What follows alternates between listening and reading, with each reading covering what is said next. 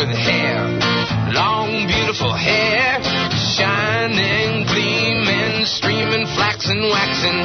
Give me down to there, hair, shoulder length, longer hair. Here, baby, there, mama, everywhere, daddy, daddy, hair. Blow it, show it, long as I can grow it, my hair. I let it fly in the breeze and get caught in the trees. Give a home for the fleas in my hair. A home for the fleas, a hive for the buzzing bees. And as for birds, there ain't no words for the beauty, splendor, the wonder of my hair. Blow it, show it, long as I can grow with my hair.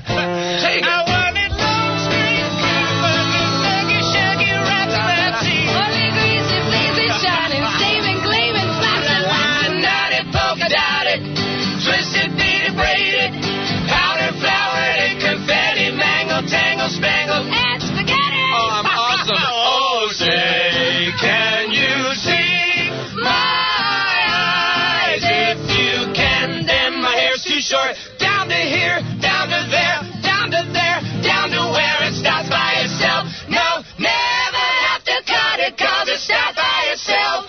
There'll be Gaga at the go-go when she sees me in my toga made of long, beautiful, fine, biblical hair. My hair like Jesus wore it. Hallelujah, I adore it. Hallelujah, Mary loved her son. Why don't my mother love me? Blow it, show it, long as I can grow with my hair. Blow it, show it, long as I can grow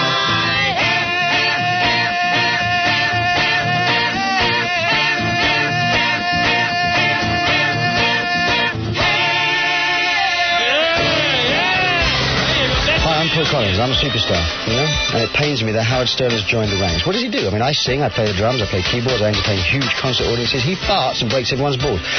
Oh, well, I guess that's show business. Here's the king of whatever it is he does, Howard Stern.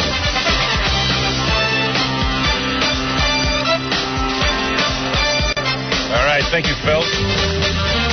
Everybody, good morning. What's happening? Yeah, time to do it all over again. Yeah, Baba Booey. Looking over what's going on today. Supposedly, Chevy Chase is calling in to make up with me. I'll believe it when I see it. You know, supposedly he's going to be calling in around, I don't know, much later in the show. Also, the Bells is stopping by. We'll be speaking with Lady Di later. We're going to try and contact her. Yeah, baby. I got this whole thing worked out. Howard, there's something I forgot to put on your list, too. We'll be talking to the guy who's going to teach us about random drug testing. Oh, yeah. Some guy's going right. Yeah, some guy's going to teach us how to get out of a drug test. Not that we need it. Not us. Maybe Jackie. Not all of us. But we actually, no one ever tests him anyway. Who's going to test him to do this job?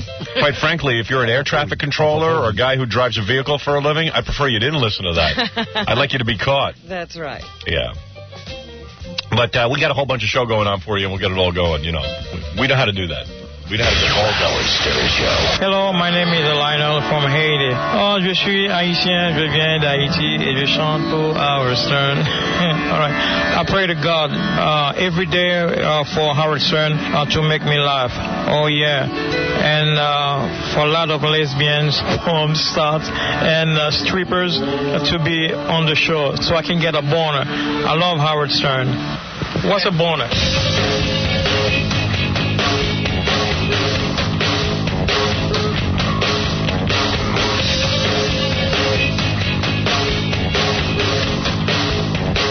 Stern Show.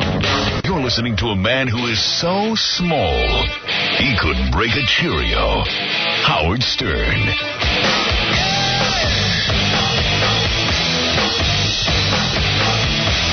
Yeah, baby.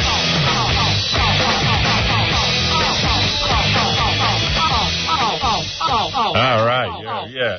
All right, easy, baby, easy. Trying to get myself together. Hey, this is Black History Month. I haven't done a goddamn thing for it, and I apologize to all my black listeners. Anybody who is black and has a story about the white man's oppression, please call us. We'd love to get that on the air. If you've been oppressed by the white man, give us a call. Does this have to be personal experience, or could you know about it? What? I said, could you just know about oppression? Yes. Or could you have to personally experience? You had to experience the white man's oppression. Chevy Chase calling in later today. That should be interesting. Well, that's oppressive. No. Yeah, he says he wants to put it all behind us. But really? He's done that before and called up and we fought. Right away. There was no reconciliation whatsoever. And coming from my part, I didn't even know what set it off each time. I just asked a question and the guy just kind of unloaded. And it's always been funny. Maybe we can get to the bottom of it. Yeah, I hope not. I hope we keep fighting. It would be nice to know from where it sprang. Yeah, I know where it sprang from. Where? He's the guy who started it. He was bad-mouthing me during the break on the Larry King Show, and some guy... But why did he... What is it? Does he just not like the show? I would like to know. Oh, no, he's jealous of the show. Okay. I'm a very successful entertainer. A lot of guys who have, seen their brightest days behind them get very angry at me. What have you got to do with their demise? Because they all feel like I don't have a right to be in show business, or I don't have a right to have this kind of popularity with the masses. It's not their business. I know. I don't know why, though. I just bring that out in people. People hear the show and they go... I often wonder why it's like... People like Jack Nicholson, nobody resents. Well, because... I don't know why. It's me. I don't think there's another person in show business like me. I got to tell you something. When I have a success and when I go to a party or something in Hollywood and every big star comes up to kiss my ass, it's because I've created something that they could never have. I have actual people who have incredible loyalty to me, and I have a tremendous fan base. And they're acknowledging that. But some people are driven crazy by it. They are absolutely driven crazy by it because they tune into the show and they hear me doing it and they go, you know what? That's not even... I could do that. Anyone could do that. That's not even show business. That's what they do. I would like to see that. I would like to see them do what I do. But they can't do it. It is very hard to hold people's attention for 4 hours every day. And they get angry that I can do it. And they listen and they go, oh... But they don't realize at the same time you're holding their attention. Yeah, I know. Well, I'll explain that to Chevy Chase later in the show today. That's not your fault. You're gifted. Hey, Jim. Hey, Howard. Hey, bro, you're on the air. Hey, man, I just wanted to tell you I won a couple of your coffee mugs I'm from Louisville. I didn't even know I had a coffee mug. I didn't even know I had a coffee mug. Oh, yeah, you've got coffee mugs down here in Louisville. And there you go, baby. Yeah, and I won one. Mug. Hey, why don't we get a couple of those? Well, mail them, man. Hey, if our station in Louisville's listening, how about it, baby? We're taking out other people's cups. How long we been on in Louisville, by the way? Oh, man, I don't know, about 7 or 8 months, maybe? Yeah, 7 or 8 months. Something like that, but you rock, man. Thanks, bro. We're just about, we're on down in Louisville. All right, go ahead. You tell me what you got to say. Well, I won these 2 coffee mugs. Yeah. And your station that carries you down here is like right down the road from the Bob and Tom station. Yeah. So I accidentally stopped in there first and asked them if they were the right station, which is the Fox. Dude, you can't use the S word. Oh, I'm sorry. Yeah. Every caller uses the S word. People don't realize the S word is a bad word. I don't hear it on any other show. Sorry.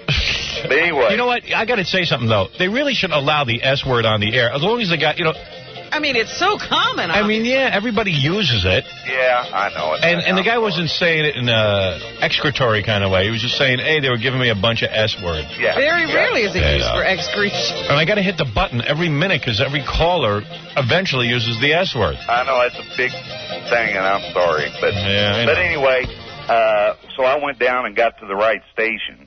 And while I was waiting for them to get me your coffee mug, they had a big stack of your bumper stickers.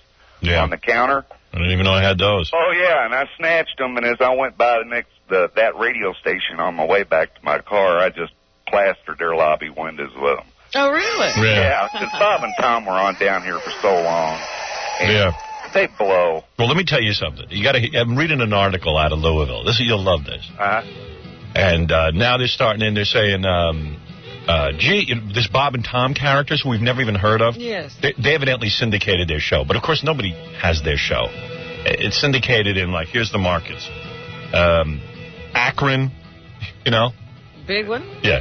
Fresno, Hartford, Louisville, Quad Cities, and Toledo. Wow. So, of course, it says in the article how Bob and Tom are beating us in 3 of the 6 markets. So I'm reading this, I go, that can't even be. And, of course, I see what it is now. Okay. In Akron, obviously, they don't beat us. We have a 10.8. They have like a 5-something, okay? Those guys tell jokes to each other, and they sit there. They suck. If they laugh, belly laugh at each other. Right. In Hartford, we have a 7.0. They have a 1.9. Okay, so you go, well, where are the markets that they're beating us in, right? They write Quad Cities. We just got on in the Quad Cities. Like yesterday. Yeah. In Toledo, we beat them already, and we just got on in Toledo. We already have an 8.2 to their 6.2, and we're taking their whole audience away. You rock. And then, listen to this. So in Louisville, they're crowing, they beat us. We've already got a 3.8 to their 6.4. We've just been on for 7 months, and you know how it works. In a year, they'll have no audience. It's coming. The erosion is here. Yeah, I mean, I just love these articles where guys go around crowing, they're beating us. We just got there, and we're almost beating you already. Well, I always say, have a good time now.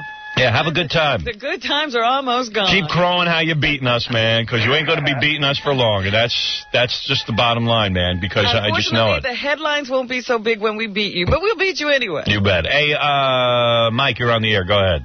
Yeah, I think I saw Mary McCormick last night on Entertainment Tonight. Yeah. Why? She had like a white see-through shirt on. Why was she on?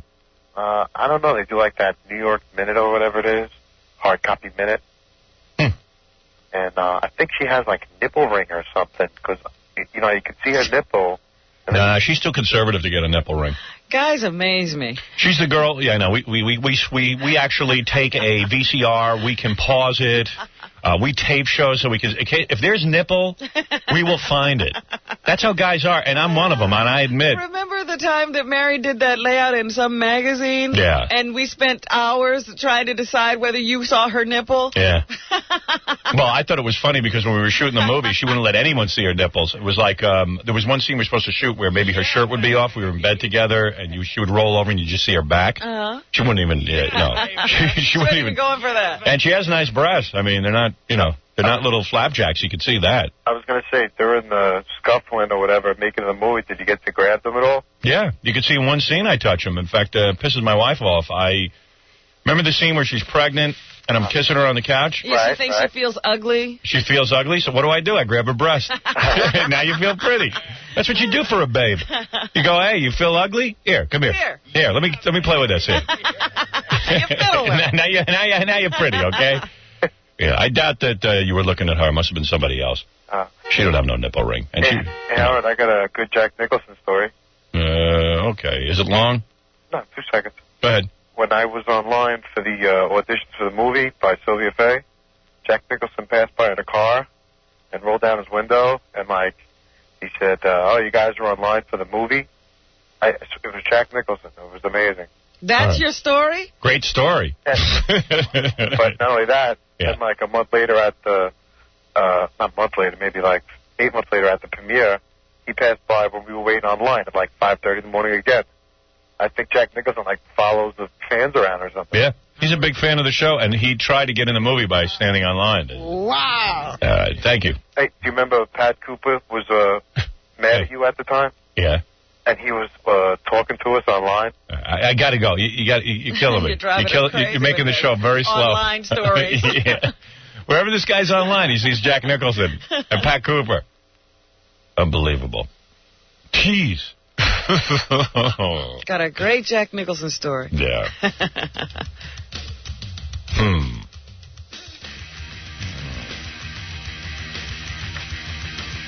The show's sort of on the front page of the newspaper, on the Post. Yeah. Yeah, but I don't know if I should talk about it or not. Well, everybody else is going to talk about it. Yeah. Yeah. It's in the paper, Howard. Yeah. I know. I don't know. I got to figure out how I'm going to present it.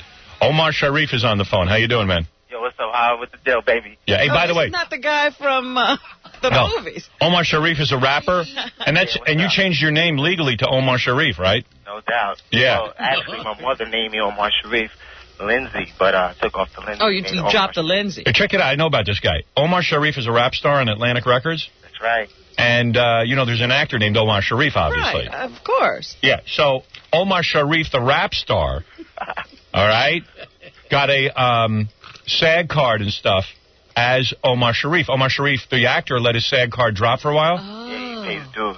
He didn't pay his dues? So Omar Sharif, the rap star, has a SAG card as Omar Sharif. Now Omar Sharif wants to get back in SAG. And he can't. And he can't get the same name. What is he going to do? Settle out in court for a nice amount. Yeah. You think so? Yeah. So what happened? You got a letter from Omar. Tell him the name? You got a letter from Omar Sharif, the actor? Nah, basically, the members of SAG basically told me, they said, what would you like to do if she ever comes back up, ever surfaces again? I just told myself, well, maybe we could settle out in court. Because I know he got a lot of money. I wouldn't say so. I don't know that he does. You know. He hasn't been acting about 30 years. Maybe he'll just change his name to Omar Sharif. What was your last name? Lindsay. Lindsay. Change his name. You know what they do is if they add an E or something, can't they still use it? I don't know, but Omar Sharif, the actor, Yeah. has lost his SAG card to this guy. Yeah. How did you pay your dues? Hell yeah, bro. Yeah, because he'll take your name. It'll be Omar Sharif, Howard Stern. I'm writing a movie right now, your next movie, Stern. Good. Get to work on it. It's going to be you basically playing a black activist. Cool. Hey, I would like to do that. I would like to play a role where I'm a black guy. You got range. Who would you play? I would like to be like someone like Martin Luther King. I would love to. All right? No doubt. All right, I'm going to option that right now, man. I would love to. No doubt is right. Hey, I got some new slang for you.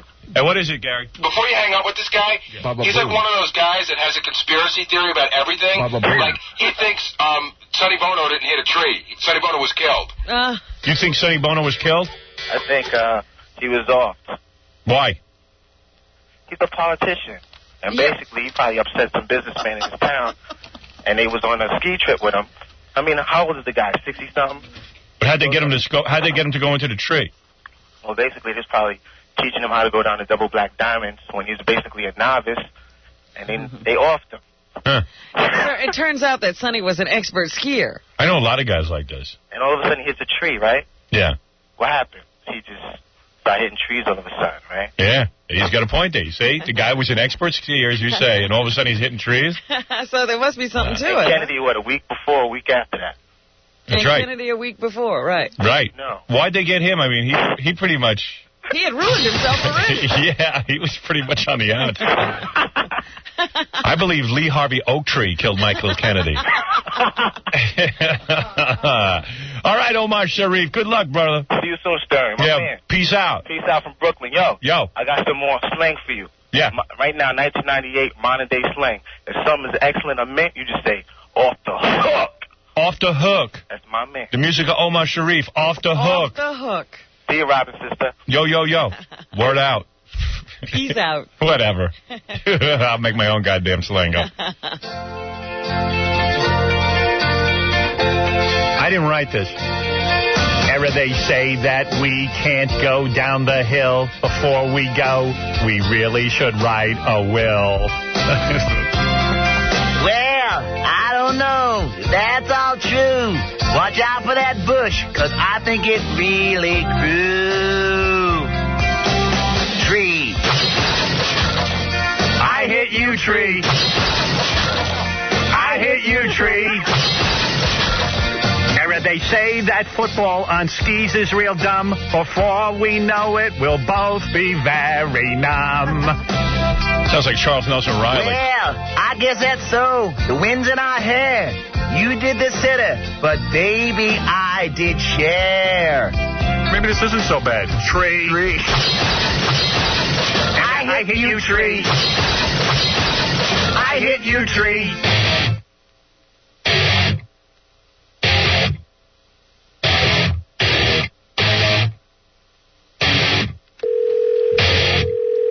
Hi, good morning. Do you sell caulking products? Yes, we do. Oh, how do you know when your caulk needs replacing? Well, it's a matter of, what it looks like. Is it still sticking to the surfaces? Is it letting in moisture and all? Moisture or air? Well, if your caulk's all cracked and stuff and peeling, is that a bad sign? That's a bad sign. So what's the best way to handle that? Well, it depends on what's there now, and sometimes caulking over what's there is okay. Other times it has to be removed. and then redone. Yes. I have a large amount of cock. Is that always a problem, or?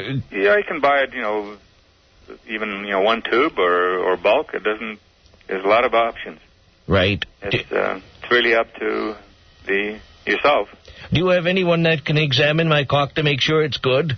Yeah, Robin. Well, it might be a little tough, but we might be able to have a look at it. Oh, that sounds good. Is there different types of cock for outside and in, or just any cock will do? Oh, no, there's a variety of different cockings, and depending on what inside or outside, there's always, the best economic decision to be made. So. Well, I've been trying to get Grandma to work with my cock for years.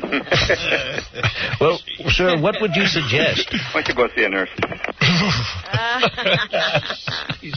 This is Paul McCartney and George Harrison, and you're listening to The Howard Stern Show. It's great fun, really. Great fun.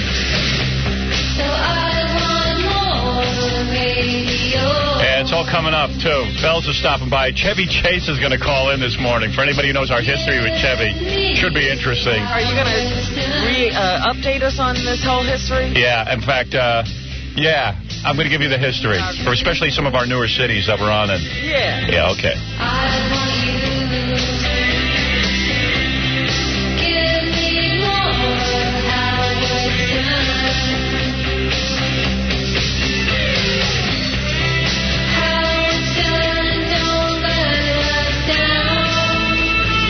Down, down, down.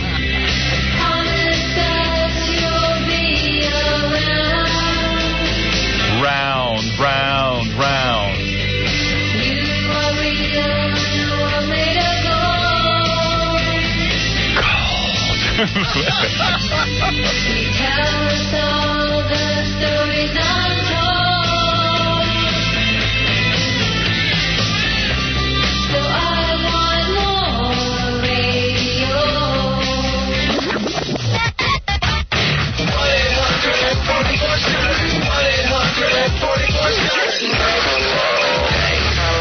If you want to talk to Howard, call 1-800-44-STERN, and good luck.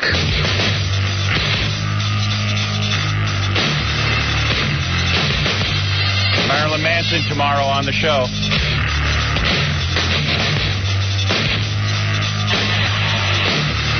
Howard Stern, to the blind is better than TV. America's most trusted man, Walter Cronkite, and America's most stupid, stuttering John, face to face. Is your question, Walter, for WXRK Radio? Pardon? Is your question for WXRK Radio? Yeah, right. What did William Daley ever do that was so friggin' important? That's the way you phrase your questions, is it? Is that the kind of answers you expect? Oh, no. Oh, yeah, honestly. That's so rude. Well, I don't want to indulge in that kind of radio, thank you. I don't believe in that language. That's what's the trouble with our business today. Would you have a co-anchor with Howard Stern? That's what's the trouble with our business today, using that kind of language.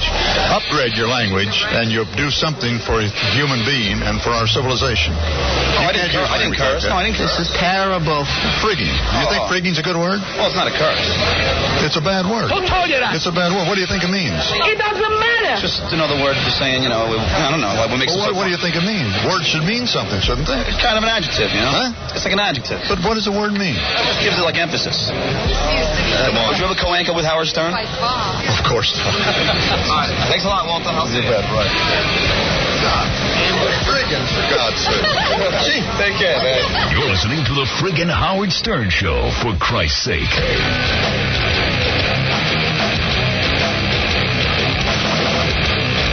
Let's go to line 4. Who's this, please? This is Hank, the angry dwarf. Yes? Why don't you go have sex with yourself? Oh, okay. Thank you. I hope your parents get married someday. Oh, you. Well, thank you for the bleep. Stephen Grillo wants to be an actor. He's been working real hard on All right, forget that. All right, so Grillo's here. Hey, good morning, everybody. Welcome to the show.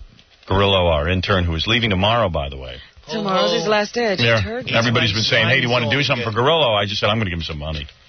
Give me some hair. I'm just going to give him some money. You know what I mean? Mm-hmm. Pay him off. Get rid of him. Well, it would probably help because yesterday I got a phone call from somebody at the New York Post who...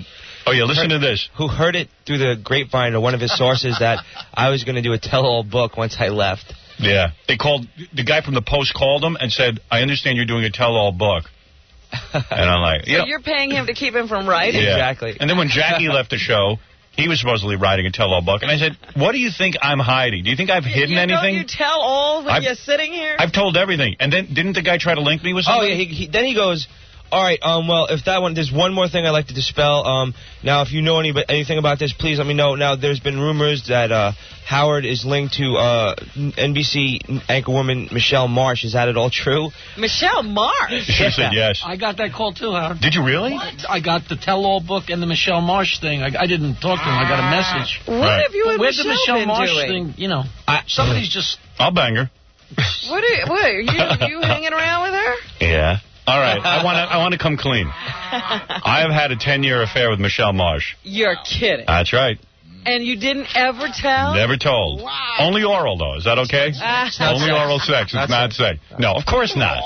I can do better than Michelle Marsh. Come on. As I was Give me a little credit. No, you know that's how you're throwing us off. Yeah. You know you could do better. I'm doing Nobody ugly chicks. would expect you to be doing There Michelle you go. Boy, that's weird. I hadn't heard that. Yeah. Jackie, why wouldn't you tell me that? Why is Gorilla telling me and you wouldn't? Because it just happened like 2 days ago, and I didn't even... I thought it was so silly, so ridiculous. Yeah, but that's what's funny. That you got a call linking me to Michelle Marsh. I thought maybe you're hiding it.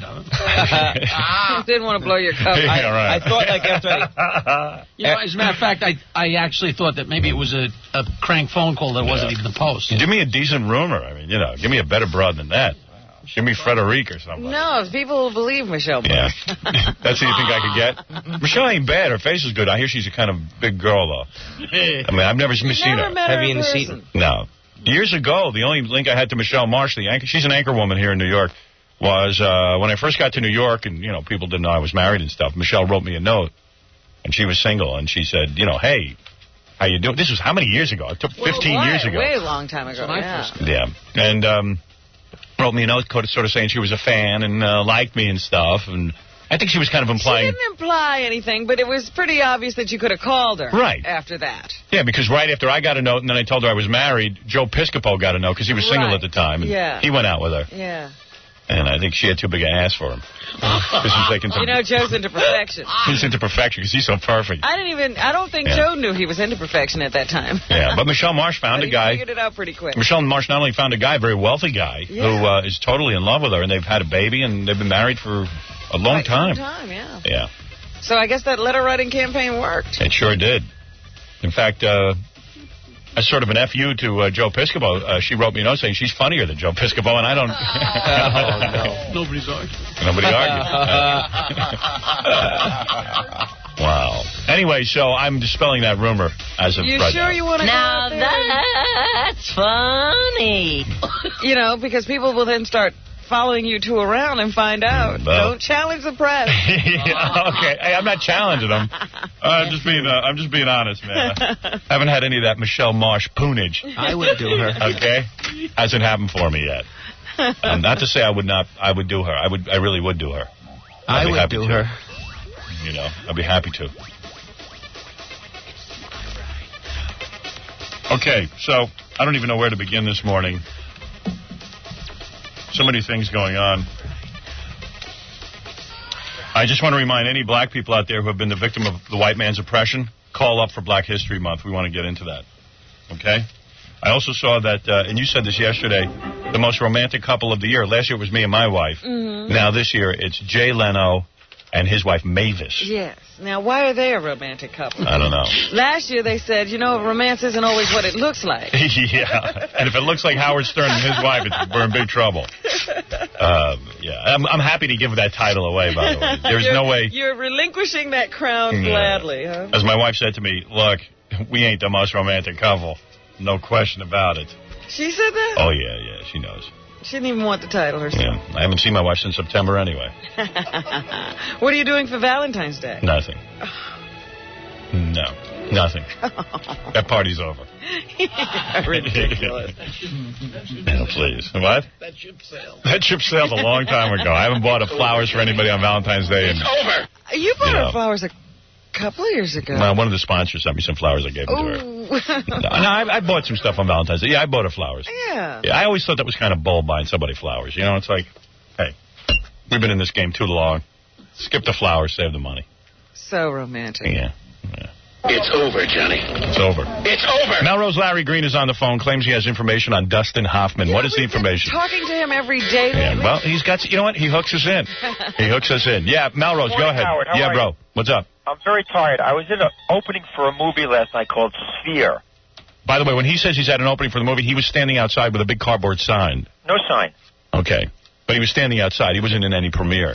Right. It was the Chasins at the after party. So, anyway, let me And tell you were in the party. You stand out on the street after the party. Right, but I had the best spot of all. I was right next to Entertainment Tonight. Okay. They had this. Good morning, Robin and Jackie. How are you? Why do you go to those things? Just to hang? No, I was trying to land some interviews. Okay. Dustin Hoffman's in the movie, Sharon Stone. All right, so what happened with Dustin Hoffman? Well, let me tell you what happened with Sharon Stone. I'll tell you about Dustin Hoffman. Dustin Hoffman, I said to him, I was 5 feet away from him. I said, Dustin, do you like Howard Stern? What about Howard Stern? He tried ignoring me. Then I said to him the fifth time, what about Howard Stern? He looked at me, and he said, I will not dignify that one with a response. Wow. Then Sharon Stone just ran away from me. Well, we don't know whether that was you or Howard. Yeah. No, Sharon yeah, you know, in all fairness, Melrose, I really don't want you running around and confronting Dustin Hoffman with my name. You're not the best representative. Well, I'm sorry. But Yeah. can I tell you, Ellen DeGeneres was really nice about you.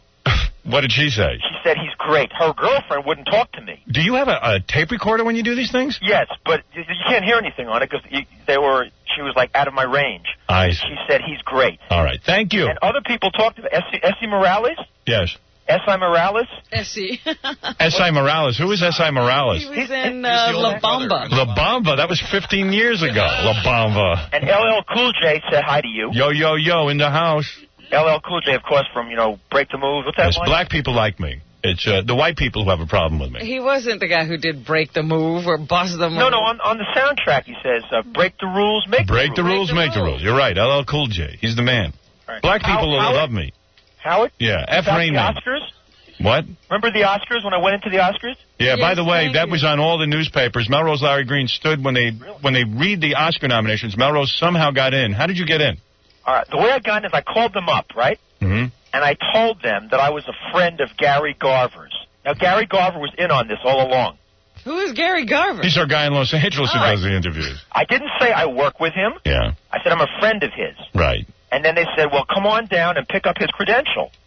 Oy vey. So did Gary get in? No. Gary had nothing to do with it. Melrose Larry got in. Gary knew. All I know is it was on all the wire copy that there was some maniac there yelling out Howard Stern deserves a nomination. What about Howard Stern? But I thought that was kind of funny. Well, the only papers that reported it out here in L.A. was the L.A. Times. All right. Thanks, Melrose. Thank you, Harry. All right. There's Melrose Larry Green, everybody. I'm sorry I had to cut him off for fans of Melrose, but I think there's only 3. Just imagine your life is going and standing outside of things. Yeah. Yeah. That's his life. Lucky to have it. Yeah. He found the hook. Otherwise, you'd have nothing to do. All right. Speaking of interviews, so Gary Garver. Get Gary Garver on the phone. Baba Booey. Baba Booey. So Gary Garver goes to some golf tournament. The only celebrity there is Cheryl Ladd. Remember Cheryl Ladd from Charlie's Angels? Charlie's Angels. She took over for Farrah Fawcett? Yeah. Okay. He sees Cheryl Ladd, figures, what the hell, I'll interview her. He interviews her, but somehow they get so mad about the interview that they not only threw him out of the event, some guy tracked him down to his house and yelled at him. Really? Yeah, like 3 hours later. From the golf? Yeah, and you listen to this interview. It's nothing that bad. Yeah, here it is. Here's Gary Garver with Cheryl Ladd at some golf tournament. Hi, Cheryl. How you doing? Can I ask a couple questions with CBS Radio? Okay. How do you stay in such great shape?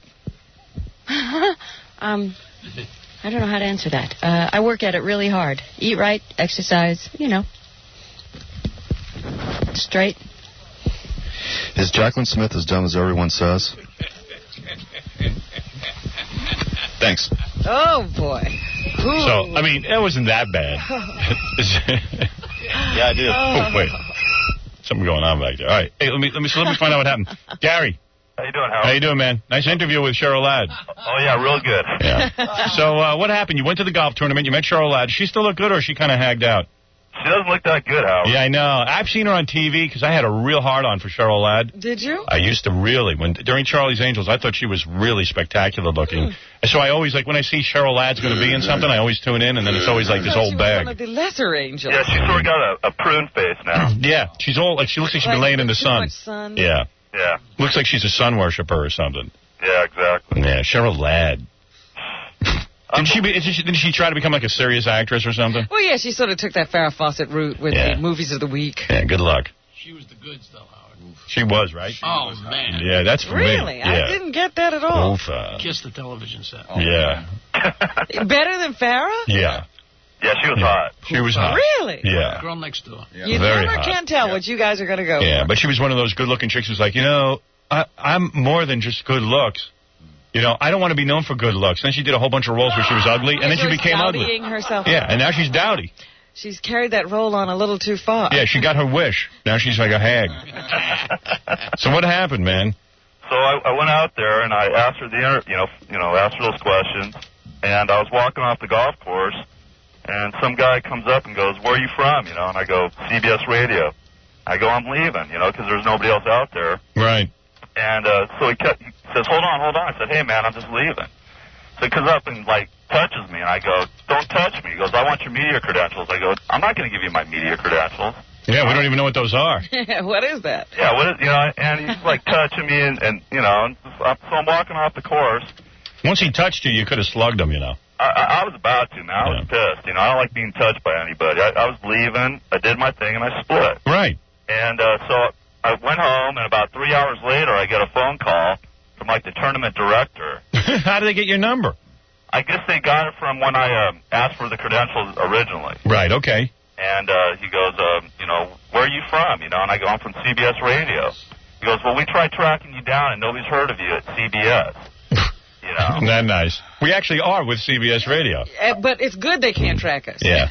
We want to play it both ways. We want to be with CBS when we go to these but events. We don't want to be tracked. Right. We're so low on the CBS chain that we really can't be tracked. Nobody even believes we're with CBS. It's a good thing, though. Yeah, it's cool. That's funny because the guy said, "I thought Howard was with NBC, Yeah. Because eventually I said, I told him I was from the Stern Show, and, and he goes, "Why didn't you approach her like that?" And I go, "If I would have asked for credentials from the Howard Stern Show, would you give them to me?"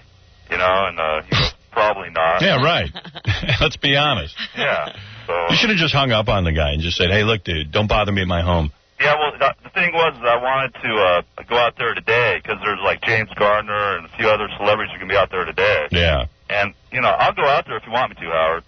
Yeah, go out there. I mean, I don't You still got your pass? Excuse me? You still got your credentials? Yeah, I still got them. I mean... I didn't give them to him. Yeah, I mean, if you feel like going out, go ahead.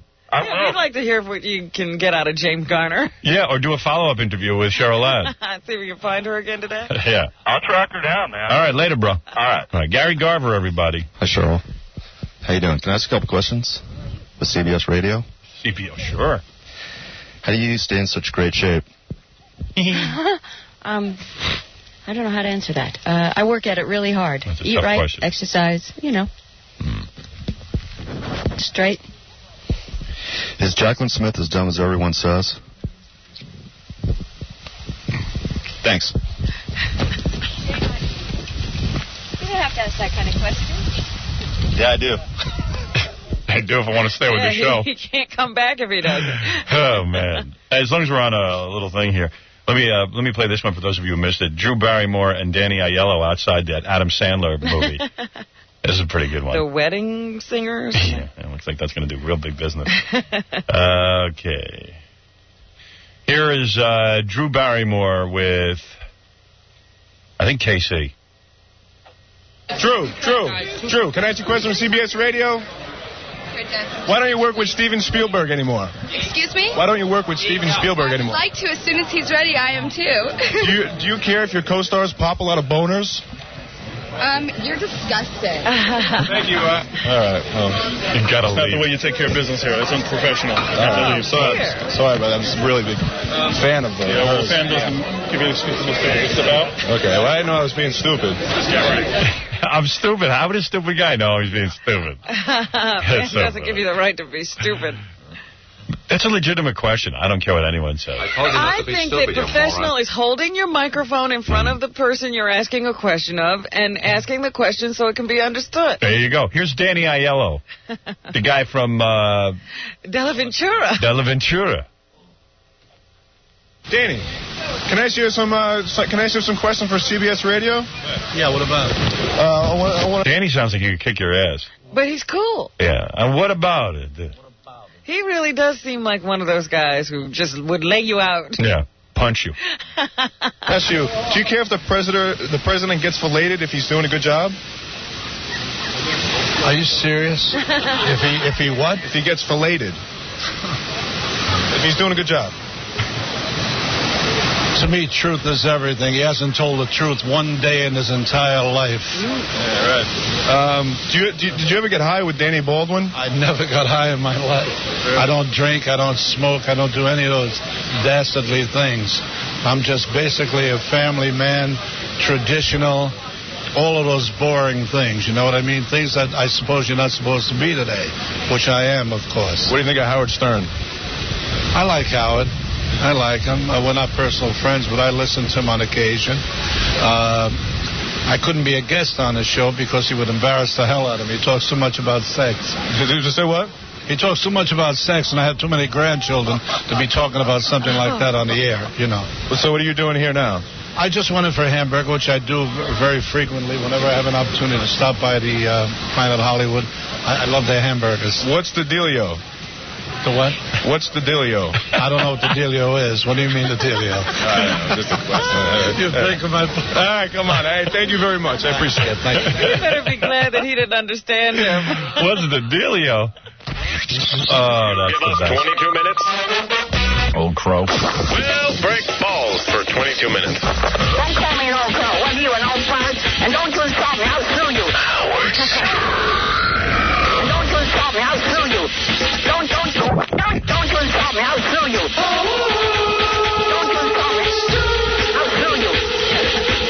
All right, Wes, you're on the air. Hey, man. First of all, Howard, I don't mean to come across all angry or anything like that, you know, or try to put up a front for you. But you about 30 minutes ago, you said call up, you know, if you feel like you could share a story or something like that. Yes, it's Black History Month. Have you been oppressed by the white man? Well, first of all, I've been oppressed by not only the white man, but your show since I called like 45 minutes ago. Well, I try to get to the calls as quick as I can, but you understand we have an agenda. Are you saying that he made you wait because you're black? Yes. Not only that, that's Robin, right? Yeah. Not only that, but you had a man, in my opinion, that helped still oppress the black people in the movie field. It don't matter. But Danny Aiello, I had to listen to him, and he was in Do the Right Thing. Right. And he didn't have no brothers in the world in the movie, and he killed Radio Raheem and all that nonsense. What's he saying? That was a long time ago, but I had to listen to him. All right. I'm calling long distance, and I had to listen to him. But I got a good story. All right, go ahead. You were oppressed by the white man. Go ahead. Without a doubt. Yeah. Okay. I'm a basketball player, right? Right. I'm a ball player. I'm from a big city. Of course. I'm not going to say where. And, you know, all black people from the big city can play basketball. Everybody knows that. But he's not like in the NBA or anything. No, he's not in the NBA. Okay. Yeah, the reason I'm not there is because, basically... Because you're black. Because of oppression. Without a doubt. Yeah, because a lot of times black guys try to get in the NBA, they can't. You can't get in? Yeah, it's run by the white people. You know it. That's right. Did you watch the All-Star game the other day? Absolutely. Okay. At halftime, who did they show sitting in the audience, you know? White people. White people. Yeah, two white guys. Right. Play NBA in their whole life. Right. Could never play NBA even when there was a little kid. Basically. Right. So how were you oppressed? It's called the WBA, the White Basketball Association. How were you? You're the first black I heard call up say that there's oppression in NBA. Man, just because they're giving them money, they ain't giving nothing really back. You know, except maybe Kobe Bryant. Right. You know, and some of the guys that are stand up, once they turn, 25 and stuff like that, what's going to happen then? I don't know. There'll be multimillionaires. I have no idea what he means by this. I don't know. It's just you feed. Thanks for sharing with us for Black History Month. Yeah, okay, I feel you. I'll get to the story. All right, first of all, you know, it's just a lot of guys like myself that can really play at the, you know, high school level. But because we may not be so good in school, or, you know, we might, you know, hit the dank a little bit and whatnot. I don't, you know, that's just weed. I don't know if I can say that. Yeah. But, you know, we listen to rap, whatnot. We get into a lot of so-called trouble with the females. You know, that's not, everybody does that. Right. Basically, yeah. We just get come down upon by, and the white figures. This Black History thing ain't going too well, brother. Our coaches predominantly. What's he saying? I think he's saying I did everything wrong and they won't let me play in the NBA. I think what he's trying to say is he smoked a bunch of weed and got some girls pregnant. Yeah. So now they won't let him in the NBA. He's too sullied to be in the NBA, and now that's oppression. Let me double check with my brother. That's it. You know, they don't. So let me understand what you're saying here, because you're speaking a little bit Ebonics. Well, you know, what do you expect, man? That's cool. I understand Ebonics. A lot of my audience doesn't. You're saying that the white man, even though you did a little weed, you drank a little, and got some girls pregnant. No, I ain't got no girls pregnant. But you were messing around with them. Yeah, because of that, you weren't allowed in the NBA? No, I'm just saying that, you know, the coaches weren't really, you know, trying to get me into a college to you know, they could have, you know, small schools. There's a lot of guys in the NBA that... This guy's crazy. He thinks he could have been a pro. Who was supposed to get him into school? Coach. In the high school coaching, you know... I got it now. He thinks that the white coaches should have gotten him into college. I see. You know, but when Allen Iverson can do... All right, let me get this straight. Can you speak a little bit Ebonics? Man, quit. All right. All right, be honest. I mean, you are speaking some Ebonics. I ain't said near word about Ebonics. There's a word for you right there. My brother, what you're saying is, for Black History Month, okay, that the white coach in high school should have done his best to get you into college. Basically, yeah. Yeah. Well.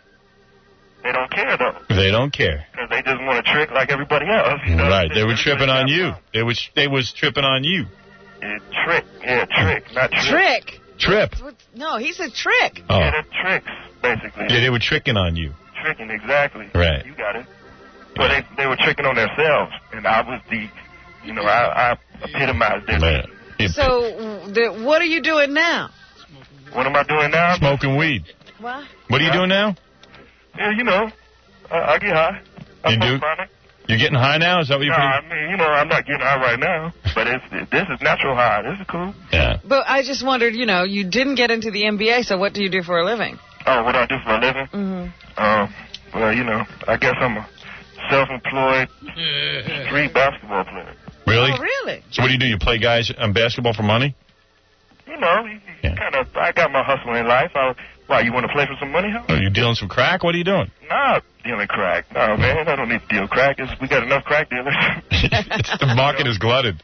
Man. All right, man. So there it is, Black History Month. Well, I just wondered, so he couldn't get into the NBA. He just had to play on the street because of oppression. Let me give a shout-out, I feel, to some Black History people. You know, I won't say nothing out of line. Hey, let's say something about... I listened to your show before, and you haven't had too much rap on it for a long time, man. You need to have Busta Rhymes back up on that show. Yeah. Let me give a shout-out to George Washington Carver. Oh, man, that's cool. Yo, you better shout loud. Baby. Peanut butter, man. The man stared at a peanut for years and said, what can I do with this? And you know what he did? He's a black man. A lot of people don't realize this. That's right. He looked at the peanut and he made shoes out of it. That's right. Peanut butter. It's all butter, baby. It's all good. West Coast. That's right. West Coast. It's all good. You know what's up, baby? Yeah. All right, Howard. Later. You keep going. You keep going strong, Nika style. Right. Thank you, brother. Peace out for Black History Month. Little African slave music for the Black History Month. On the ship, man. There it is. They had... This guy... recording equipment on the ship? Oh, yeah. This guy, George Washington Carver, was the bomb. This guy was a black man, and he looked at the peanut, and he made a rocket ship out of it. He made 168 things out of peanuts. Was he not a slave? He was a slave. And his master let him use the barn and convert it into a peanut factory. It was quite amazing. So there's a whole history that a lot of people don't realize. The peanut. Nobody can tell me what to do. I'm the rebel. And today we have LL Cool J, who represents a free black man. How about George Washington Carver he took like 5 million peanut shells and made them into a skyscraper, and the Empire State Building is made out of peanut shells. Hello, I'm Allison Steele for Black History Minute. There were many great people in Black history. Abudan Oyewole, poet and musician who wrote, Hickory dickory Raj, my nostrils are as big as a Dodge. And there was throat cancer Kiwi Johnson, the first black man to actually shave a logo on his head. But most important in black history was the emancipation of the slaves. Yo, Kunta, how's your sister? Well, my sister has a bad back. No kidding. Yeah, Melrose hump her on the cotton gin. Hey, you two shoppers, get back to work. Yes, Melrose. Yes, Melrose. Yes, You better be either picking or singing. Yes, Melrose. Yes, Melrose. And quit smiling. That sun is reflecting off your teeth and blinding me. Yes, Melrose. Yes, Melrose. Ow! Stop. Now sing me a song. Yes, Master. Yes, Master. Yes, Master. I'd like to punch you in the face. Do-da. Listen here, you two. You bring me your sister later on here for a little copulating. Okay, but just don't you be having sex with her. The true hero for the slaves was Abe Lincoln, the president who freed them. Very few of us realize how it really happened. Mr. Lincoln. Yes, Goober? Mr. Lincoln, the South is threatening to secede from the Union. Succeed? Of course we want them to succeed. No. Secede. Leave the country. The South wants to leave the country? Yes, sir. Well, where the heck are they going to go? No. They're not going to leave. Oh, good. Everything is solved. Now, if I didn't have to go to that stupid play with my wife tonight... Mr. President, you must give the South a reason to stay. I know. How about... Well, listen to this. All those Negroes that we bring over from Africa, and we spend a fortune on them, at auctions, we'll give them to the Southern plantation owners for nothing. At no cost. Now, to plug nickel, those Southern boys will love me. Imagine, we'll give them boatloads of blacks for free. Mr. President, the slaves will cost nothing? The slaves will be free. Absolutely free. Okay, Mr. President. Quick, get the word out. The slaves are free. The slaves are free. I can't believe it. The slaves are free. What is it? The next day. Extra, read all about it. The slaves are free. Also, Jefferson the joke man at Chuckles. Read all about it. You see, Lincoln was a tongue-tied buffoon with a lousy beard and a mole the size of a bonbon. But lucky for the blacks, Lincoln was so confused. Oy vey, I'm ruined. The blacks are running wild in the streets. I wish Paul Simon was here to organize them in a band. So, there it is. The true story of the blacks' best friend, Abe Lincoln. Oh, one more thing. Later that night, Lincoln attended a play because there was no TV, and he couldn't watch cartoons. Hey, Lincoln, take off your hat. I can't see the show. I'm the president. Up yours. Take off that hat. I cannot see the show. Eat me, porcupine. I'm warning you. Lincoln was shot that night because he would not remove his hat. This has been another Black History Minute. I'm Allison Steele. I didn't know any of that. Third turtle? Allison Steele's the third turtle? I didn't understand that. That must have been a very old reference. I don't know. She's not around to ask her about it. No. All right, Nicole, you're on the air. Hi, Howard. Hi, baby. I would love to have you as my master. Yes. I'm I would have glad been a great plantation owner. I would have been nice to my slaves. You would have been excellent. Oh, I'd yeah. be happy to go up to the house for you. Oh, yeah, baby. You would have been my house Negro. I would have been. And you would have slept right by Mass's bed, I bet. On the floor, whatever you wanted. Yeah. Well, I bet you're a good-looking broad. I am. You're African-American? Yes, I am, but I'm mixed. I'm like European black. You know, there's hardly any black people left. They're all mixed up. Everybody's mixed up anyway. Everybody you meet isn't I black. think we're black people. They never want to be black. They always want to tell you what else they are. I'm black, but I'm really European. White people just say, I'm white. That's it. I'm white. Sure, I'm everything. But black people want to be it all. They do. Anything but black. I had to get a job. But, I'm not really oppressed because I grew up with all white people. And I just know how to use them. I mean, I use the government to pay for my education. Right. I get jobs from white people. I get dinners. I get clothes from the guys. And it's great for dating because it's true. Once you go black, you never go back. Well, there you go. There's a girl who uses the white man, Robin. Uh-huh. Yes, Jamie. Yes. What is how it? you doing? All right. I'd just like to say that dude that was just on there Yes. talking about stuff. Thank you very much. Oh, thanks for cursing. Oh, that's good. Glenn, go ahead. You're on the air. How you doing, Howard? Hey.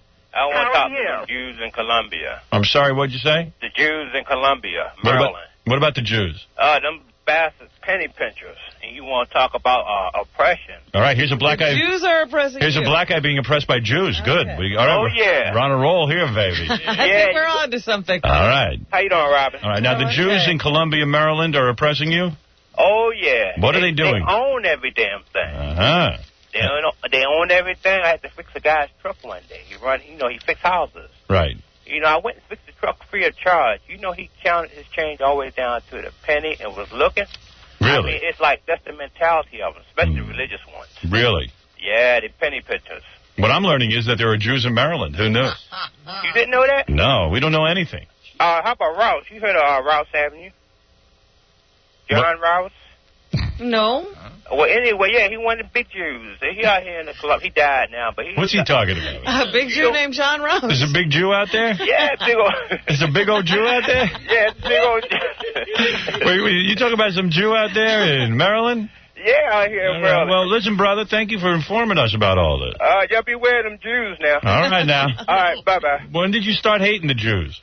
I don't hate them. I listen to you, so I don't hate them for so much. Well, you have to watch them. I got a little Jew in me. Yeah, the Jews and the Irish Catholics. Watch out for them, too. All right. Thank you, brother. All right. Bye-bye. All right. A lot of brothers out there have a lot to say for Black History Month. Oh, my goodness. White people are watching out for black people are watching out for the Jews. Everybody's watching Everybody's watching somebody. And speaking of being watched, are you being watched by your boss? Do you need to take drug tests regularly? There's a guy on the phone, Dr. Kent Holtorf, who says he knows how to beat drug tests. He's for real. Well, we've had this discussion a million times, Yeah, Robin. but it's usually with some idiot. It's never been a doctor. Well, this guy's here to say he's no idiot. He wants you to know that. We got that all coming up. Belger's coming in. Listening to The Howard Stern Show. Chevy Chase is calling in today, if you can believe that. I'll give you the whole history of us and Chevy, too. Never mind black history. We'll give you Chevy history. It's Chevy History Month. Yeah, you bet.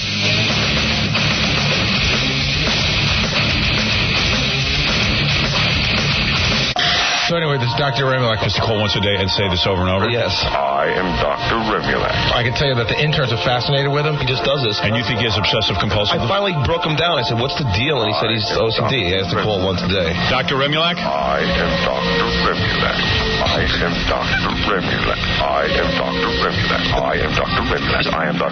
I am Dr. Remulak. I am Dr. Remulak. I am Dr. Remulak. I am Dr. Remulak. I am Dr. Remulak.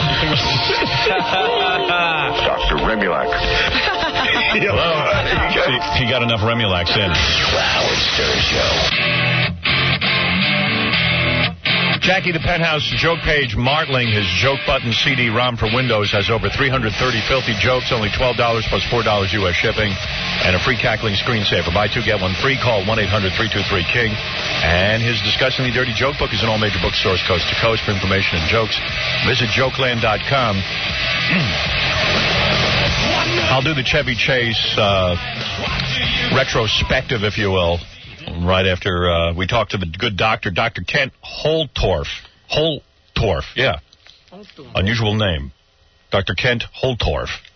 He is a drug testing expert, so finally we can ask all our questions. So it's an expert. Yeah, this guy's an expert. They call it marijuana, and before this song is done, we'll explain to all you people how this outlaw causes fun. See, pot don't make you older, and pot don't make you fat. It just makes you feel real friendly, and you know that's where it's at. Okay, Dr. Kent Holtorf, are you there? I'm here. Good morning. How's it going, bro? Good. So you're the man, huh? Yeah, I've been doing some testifying here for drug testing cases, and wrote the book You're in Trouble. Are you yeah, the book is called You're in Trouble, but you're in trouble. See, U-R-I-N-E, in trouble. Uh-huh. Little play on words there. You're in trouble. You're in trouble. You a pot smoker? No, not at all. I don't do any drugs. No coke? Nothing. Why is that? Yeah. How is that? Well, basically years ago I did, and I went through the living hell of addiction, and that's how I kind of learned, researched how to pass drug tests, but that was many years ago. Now I'm on the other side, and I've done the research and shows that drug testing is just really, drug users are passing and non-drug users are failing. And the inaccuracies are really ruining people's lives. They're common foods. Isn't it true that 50% of the people who take drug tests aren't on any drugs and they still flunk? Exactly. In some laboratories, over half the positives are false positives due to other things such as common foods and over-the-counter preparation. Give me some foods that can cause you to test positive. Is it true poppy seed bagels? It is. It's very true. People kind of chuckle about that, but it's shown that a single poppy seed bagel can have your opioid level, which is what turns positive for heroin. It causes your concentration of opioids to go up to 38 times the minimum cutoff concentration and be positive for up to 3 days. So if a guy tests positive for heroin, it could be that he had a poppy seed bagel for breakfast? Exactly. It's indistinguishable from heroin use. Wow. Ooh. What about beating the test? Let's say you smoke a lot of pot. There's different ways that go in detail on how to beat the test. And one thing we're finding with the book, people can bring the book into their employer after they fail even, and this documents how inaccurate these tests really are. And if they're a good employee, it's a small company, they can oftentimes get their job back that way. So you must be against drug tests, right, Doc? Because very much so. I think they're showing not to deter drug use. They're not making for a safer workplace, not decreasing accidents. How long does pot stay in your system? Doc, how long does pot stay in your system if you want to, take a drug test? Isn't it true that, pot stays in your system for, a month or something? 30 days is what I heard. It depends. There's, if it's a single use, it's probably 1 or 2 days. Person who uses every day, probably up to a week. And a person, a chronic heavy user, could be up to 30 days. And then one person actually tested positive for 77 days. 77 days? Yeah, for one person. But in general, for a occasional user, it'll be a week or so. All right, so my boss says to me I'm going to take a drug test tomorrow. I smoked pot for a day or two before. What do I got to do to beat this thing? In the book, I detail how ways to mask the marijuana use. There's a common vitamin you can take that I tell you what doses and things to pass. You can also add Visine to the urine. While you're peeing, you put some Visine in there? Yeah, that's one way. And I talk about aspirin also in a dose-dependent manner will decrease the concentration of the THC in the urine as well. All right, let me take these one step at a time because no one in our audience, they want to know. Okay. I'm peeing into, God knows what, a cup or something for my urine sample. You're telling me if I could somehow slip a little Visine in there, it would wipe it out? The correct concentration, but that definitely, the studies do show that will work. Well, what would be the correct concentration? It's kind of a long process. It would take a long time to explain. You got to read the book. Okay, so there is a way. So how do you get the scientist? Yeah, but how do you get the Visine into the drug test? Don't they watch you? Bring a little thing in your pocket. I see. That works, but the better ways are to take things beforehand and be ready. Usually you have some warning. And some of those things would be aspirin? Aspirin works. Again, you got to take the correct concentration. And certain vitamin C in the right concentration will actually mask marijuana use. And it's shown to really work. Right. And isn't it true that some drug tests are done through hair samples and that they're unfair to black people? Oh, it definitely is true. That it's been ignored by the drug testing industry that hair testing is racially biased. Drugs such as cocaine and marijuana will bind and incorporate up to 50 times more in African-American hair than an equal dose in a Caucasian.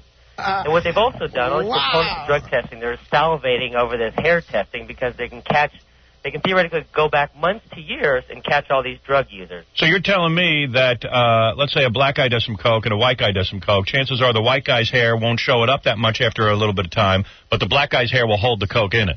Exactly. And also, because they set that they didn't want any drug users to escape detection, so they set the minimum concentration cutoff so low that they can detect even minute amounts of particulate matter from secondhand smoke that will bind in the hair. So it will also bind in the hair to 50 times more for African Americans than it will for a white. So they're 50 times more likely to be falsely accused of marijuana use. What do you think of that, Robin?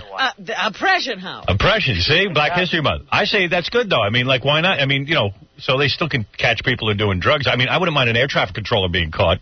Oh, no, if an air traffic controller, it depends on the job. Yeah, right. Well, it's funny with the air traffic controllers and the pilots, they've really decreased their drug testing for alcohol, which is the only drug that's really shown to cause impairment.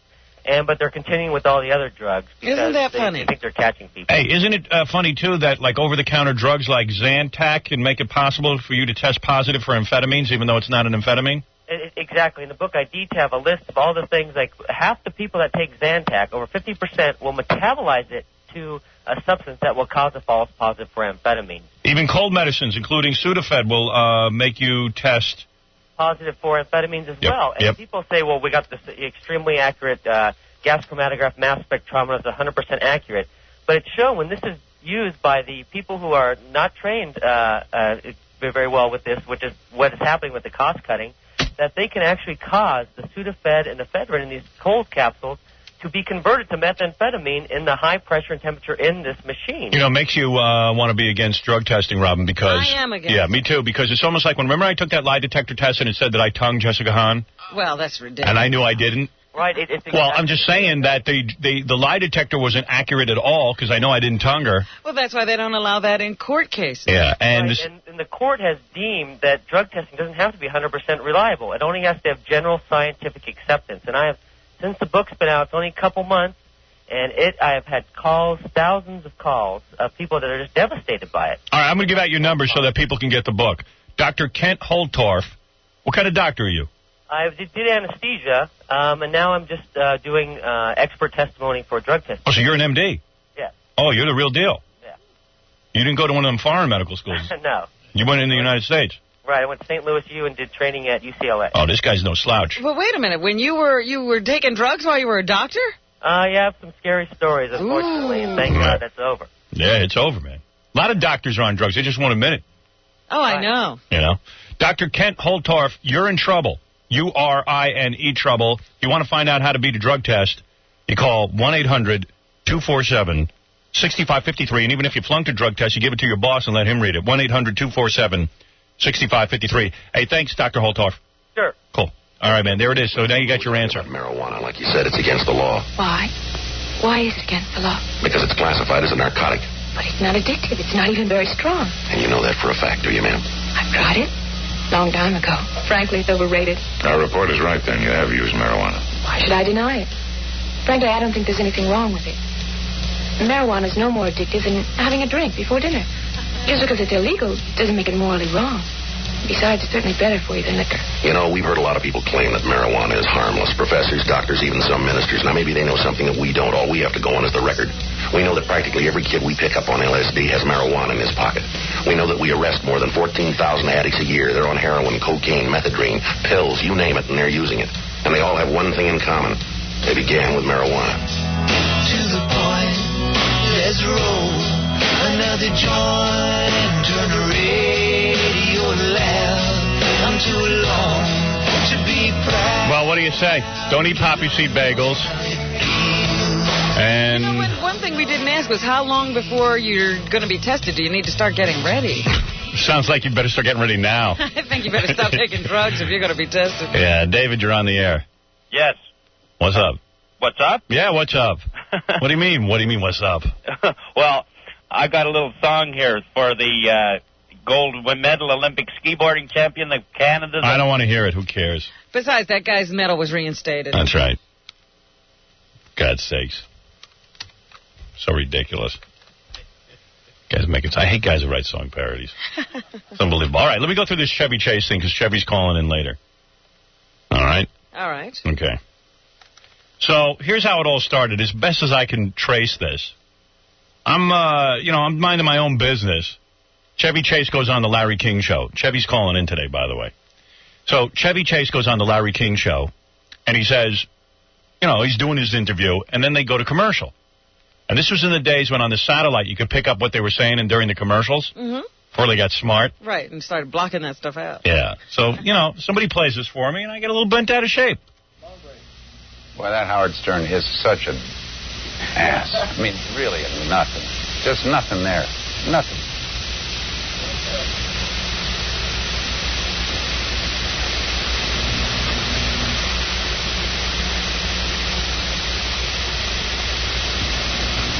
You were funny.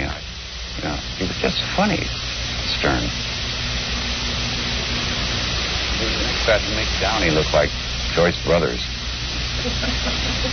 All right, so he's there literally muttering to himself about it. Yeah, nobody else is there. He's on satellite. Yeah, I mean, you can hear a couple of guys in the crew just sort of trying to chuckle at what he's saying, but I'm not laughing. Yeah. So I get a hold of this tape, and I go, what the hell's this guy's problem with me? What I do to him? You know what I mean? And I start ragging off on the guy, because, hey, between you and me, Chevy hadn't exactly lit the world on fire with his most recent movies. No. So I got good and pissed. I was just like, hey, shut your mouth, man. You want to start talking about who's funny. Dude, I'm entertaining millions of people every day. Oh, they seem to think I'm funny. Who are you entertaining? So I went into one of those raps, and then my audience, of course, got good and pissed off, and everybody started making phony phone calls everywhere Chevy Chase went. Let's go to calls for Chevy Chase. Glasgow, Scotland. Hello. Am I on the air? Yes. Howard Stern. I don't know who that is. To Pittsburgh. Hello. Hello. Is that guy, Howard Stern? Boy, he's an ass. Can't stand him. Go ahead. I've never seen him. He was on the show once, his radio, but have you seen his show? Yeah, I've never seen it, but I've heard him on the radio. And? He's very funny. He got the brain of an egg timer. Let's go. Now you're downing the egg timer. Pittsburgh, hello. All right, so Larry King with his phony laugh. Yeah, so, the two of them had a problem with me.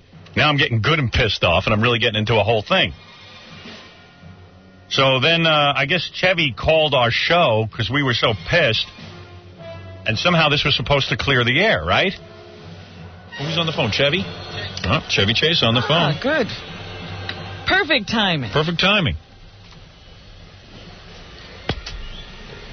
Hello, Chevy.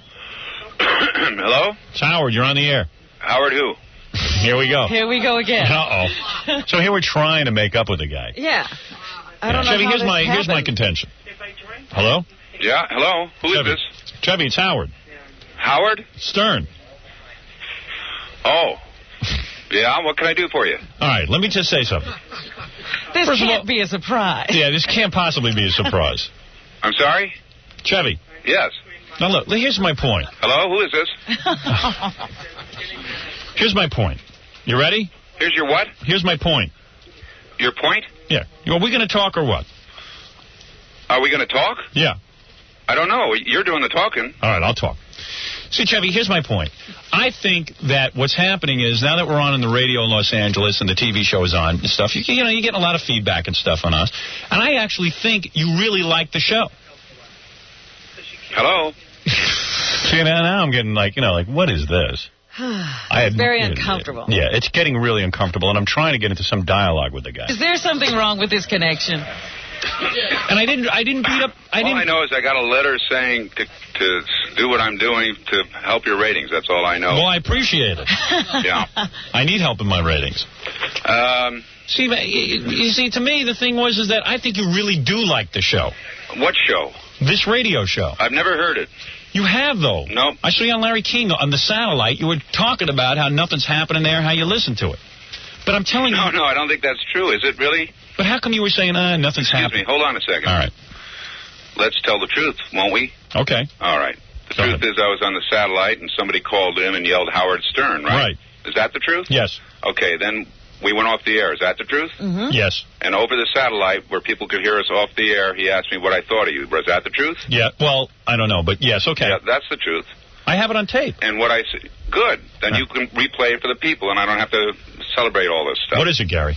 Well, I just want to say, just so the record's straight, Chevy was asked about you on the air. Right. And he commented on you, and then there were other comments that were made off the air. But when the guy called and yelled Howard, that was actually on the air. You can play any one of those things. I couldn't care less. I don't hear your show, and I'll say this for the record. Right.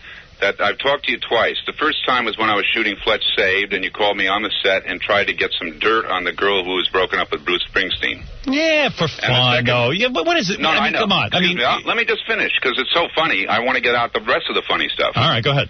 Then the next time you called was when you bullied my maid. Well, I have tape of that, too. Bullied. I'd like to play that for you. No, wait. I'd like to play that for you. I didn't even talk to your maid. It was Gary who kept saying, can you get Chevy? You want to hear it? Well, then Gary's the bully. But the point But Gary's not a bully. He didn't bully her. Excuse me. All right. I was listening to it over the phone with my wife. Now, listen, fellas. Yeah? You know what a bully is, don't you?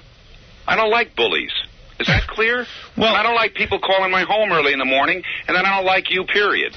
Now, I don't have any reason to talk to you any further than this. I think I've made myself clear. You can say whatever you want about me on the radio. I haven't heard your program. I don't know where it plays or where it doesn't I don't believe it. Why would the guy call me an ass if he hadn't heard the program? I don't know. And, It's never made any sense to me. Me neither. You have heard, but hasn't he? His whole phone call never made any sense to me. Why was he on the phone to start screaming at us? I don't know. I never got it. I know the guy's had some trouble with painkillers and stuff. Maybe they're confusing him. To go work. Bye. Well, what's the purpose of it? How did that clear the air? And then he hung up. So this has been the most awkward thing in the world. Now, the call he's referring to, I called his house one time, and that really got out of hand. Remember that? Yeah, but Bells was here. Remember we were saying, Bells, do you really know any stars? Yeah, here's what happened. Here, Gary, you get her on you get Chevy on the phone. Here, do it right here, right with Bells watching, because Bells is the... yeah, and Bells was with us, and he knows Chevy. Yeah, and he gave us the number. Right. Go ahead. Gary's good at this. That's why I hired him. So when you see Chevy Chase in California, shouldn't we just make from the Howard Stern Show. I think we got disconnected. I was looking for Mr. Chevy Chase. We come on the air with Howard and Richard Belzer. It's not Chevy Chase's house? Whose house is it? Whose house is it? Let us speak to the owners. Do you live there, or ask do you him work if it's there? the Palisades. Or you work there? Are you in the Did Chevy Palisades? Chase used to live there? But tell him we spoke to Chevy yesterday here. Because I called Chevy there yesterday, and he answered the phone. How could he have answered that phone? Maybe I have the wrong number. What? Whose house is it? Whose house is it? How about Janie Chase? Ask for his wife. How about Janie? Can I talk to Janie? Who's that in the background? Melvin Chase. I got kids. Yeah, that's Chevy's kid. Three He's got daughters. 3 kids. Can I talk to Janie? Let me talk to one of the kids. What are the kids' names? Slappy, Happy, and Mappy. Getting Janie? Hold Good. on, please. All right. Here comes Janie. Yeah, okay. Where's the actual call, Gary? Where's the call when we got Chevy on the phone? Oh, here it is. Okay. Right. Okay. No, I don't have it. Oh. That's the one I don't have. How could I do a retrospective without that? Papafohi. That's very Papafohi. important to the retrospective. Yeah, I'm giving you the retrospective of our history with Chevy Chase. Baba Booey. Because he's calling in. I'm nervous again about a new call coming in. I welcome it. All this. Give me the part where Chevy, Where Janie gets on the phone? Yeah, where Janie gets on the phone and we talk to Chevy, and then Janie and Chevy start yelling at me. Yeah, and then Chevy yells at us. Where's that? That ain't it. That's the one you're missing, bro. That's the good one. I gave you what I had. You guys don't have that? Oh, we've had that. I've heard him play We it. played it a million times I know, on I the show. thought we played it as a bumper. I thought we... Yeah, well, you got to listen to those. Okay, so this is key, though. You got to hear this tape if you want to know the whole history. Guys, give me the ETA. Maybe they better check with Scott. Maybe Scott's got that one again. Yeah, every bit I try to do always gets sabotaged. 2 minutes? What? All right, I'll take some phone calls because I don't want to skip this part. It's essential in the history of Chevy Chase. Captain Jenks, you're on the air. Go ahead. Hey, Howard, how you doing? All right, man. Bob and Tom just had a very... Let's not get into that, okay? Go ahead. What else you got? Oh, okay. Rosie O'Donnell has a new biography out now. Right. And she brings me up on it. Brings you up? Me and you. Oh, no kidding. Yeah. When is this coming out? It's out now. It's in the stores right now. It's I just believe it's called Rosie O'Donnell Show. And it brings up when I called in and called her a fat pig. And she wrote the bio? I don't know who wrote it. I think somebody wrote it for her. I don't think she wrote it herself. But yeah, but it's like Rosie O'Donnell was somebody. Right. They call you like an annoyance, and they call me an unprofessional annoyance. Yeah, well, you never pass yourself off as professional anyway. Exactly. Yeah, you don't have that tape, do you? Have you calling her show? Me calling her a fat pig? Yeah. Not offhand, no, I don't. Okay. All right. I would have played that while we were vamping here. Oh, man. All Fred, right. you got it? I'm looking for something else right now, Jenks. He's looking for something else. He's busy. All right, man. Later. All right. All right. Captain Jenks, everybody. You should call us back with that call. That phony phone call he made to Rosie O'Donnell. Nobody can find their tapes. We got that tape, Gary, or what? All right. We have the worst radio show in the country. I have the part where Chevy comes in on the bumper where he says, where the wife's saying, hello. What is Where's this? the whole call? Where's the call? Well, this is what I have. Let me hear what you have. Okay. Mr. and Mrs. Chevy Chase. All right. Hello? Who's this? I've got it, Janie. Janie, we got it. Listen, he's not Hey, hey. bad-mouthing you. Hey, This Janie, is early in the morning. No, this ain't the call, though. Please, get off the phone. I want to deal with this. All right. Hang up the phone. Well, but, Janie, someone please can hang call up the you. phone. Will you please? We are on the radio. Why is he being a jerk? Wait a second, Janie. We're on the radio. I'm trying. I understand that, but What? why is he saying that to you when you're a very nice person? No, he's a nice guy, but he's being real mean to me on the. He's not being mean to you. You want to hear what he said about me on Larry King? Janie, get off the phone. Belt. Janie, get off the phone, please. Thank you. Chevy. I've always been nice to you. Hey, Howard, is this you? It's me. We're on the air. I got news for you. What? I didn't badmouth you, but I do have some news for you. What? This is my home, and I don't like you, okay? Is that clear? All right. Okay? So don't call my home again. Okay, fine. See you later. Bye. Spreading warmth to everyone. All right, so you get the idea. It's a much longer phone call, and it's a lot funnier, but you get the idea. You know. You're going to make up. I don't know how that's going to happen. Yeah, right. So that was bad. So then his wife was on the phone with us. I don't know why Gary doesn't. When I ask you to put these things together, do you ever listen to this stuff? And I wonder who put this together for me. All right, I'm going to start obsessing on how it wasn't done properly now. But I'm a bastard. Anyway, so then we called the house. And he says he'd never badmouth me, but he did. He called me an ass on Larry King, didn't he? Yes. Yeah, so. But I think that's Janie doesn't know this whole history. Right. She's defending her husband. Yeah. So then Stuttering John would run into Chevy everywhere he went. This got to be a regular thing. Yeah, and then that got real ugly, too. Wanted him. This got pretty bad. Mm-hmm. I'd play it for you, but it's not recued. Sabotaged by my own show. One day I'll have a real show. All right, here's John with Chevy Chase. Hi, Chevy. Good. Hi, big fan. Can I ask you a question? This is for the Howard Stern Show tape for broadcast. What? It's for the Howard Stern Show tape for broadcast. Are you more jealous of Howard Stern or Andrew Dice Clay? What? Are you more jealous of Howard Stern or Andrew Dice Clay? Am I much what? Are you more jealous? I'm a big fan. Please, Chevy, I've been waiting to meet you for a long time. You're a big fan of mine. Yes. Well, thank you very much. Chevy, let me just ask you, please. Would you please, Mr. Chevy? Chevy, can I ask you just one more, please? Do you read the scripts you choose? Chevy, do you read the scripts that you choose to make? Or do you... Chevy, do you know what a bully is, Charlie? You know what a bully is? A bully is a guy about 6'5" who calls up people who can barely speak the language and bullies them over the telephone until they're willing to get the people at their private homes on the phone. That's a bully. Bully's a guy who picks on a guy with a speech impediment until he can hardly speak anymore. That's what a bully is. Do you know what a bully is? Well, yeah, that sounds like a bully. Do you know what a bully is? Let me ask you one more question. I have to go now. Please, let me... I'm from the Daily News. So that was one of the times, and then John ran into Chevy Chase again. Stuttering John here with Chevy Chase. Hey, Chevy, how you doing, man? All right. Let me ask you a question. This is the Howard Stern Show for broadcast. Do you mind not putting your hands No, I'm not. I'm just trying to get you... Well, you did push me, didn't you? Oh, no, just trying to recall that? Just trying to say that this is where the camera is. What do you want? Are you still wearing a toupee, Chevy? What? Is this the Howard Stern Show tape for broadcast? Are you still wearing a toupee? Am I still what? Are you still wearing a toupee? What is wrong with him? What does he want? Does he want me to put his dentist in a higher tax bracket? Is that what he wants? Did you hear what I said? No. Does he want me to put his dentist in a higher tax bracket? I don't understand. Well, it's a joke. Tell Howard to look it up. Let me ask you. Get out of my way.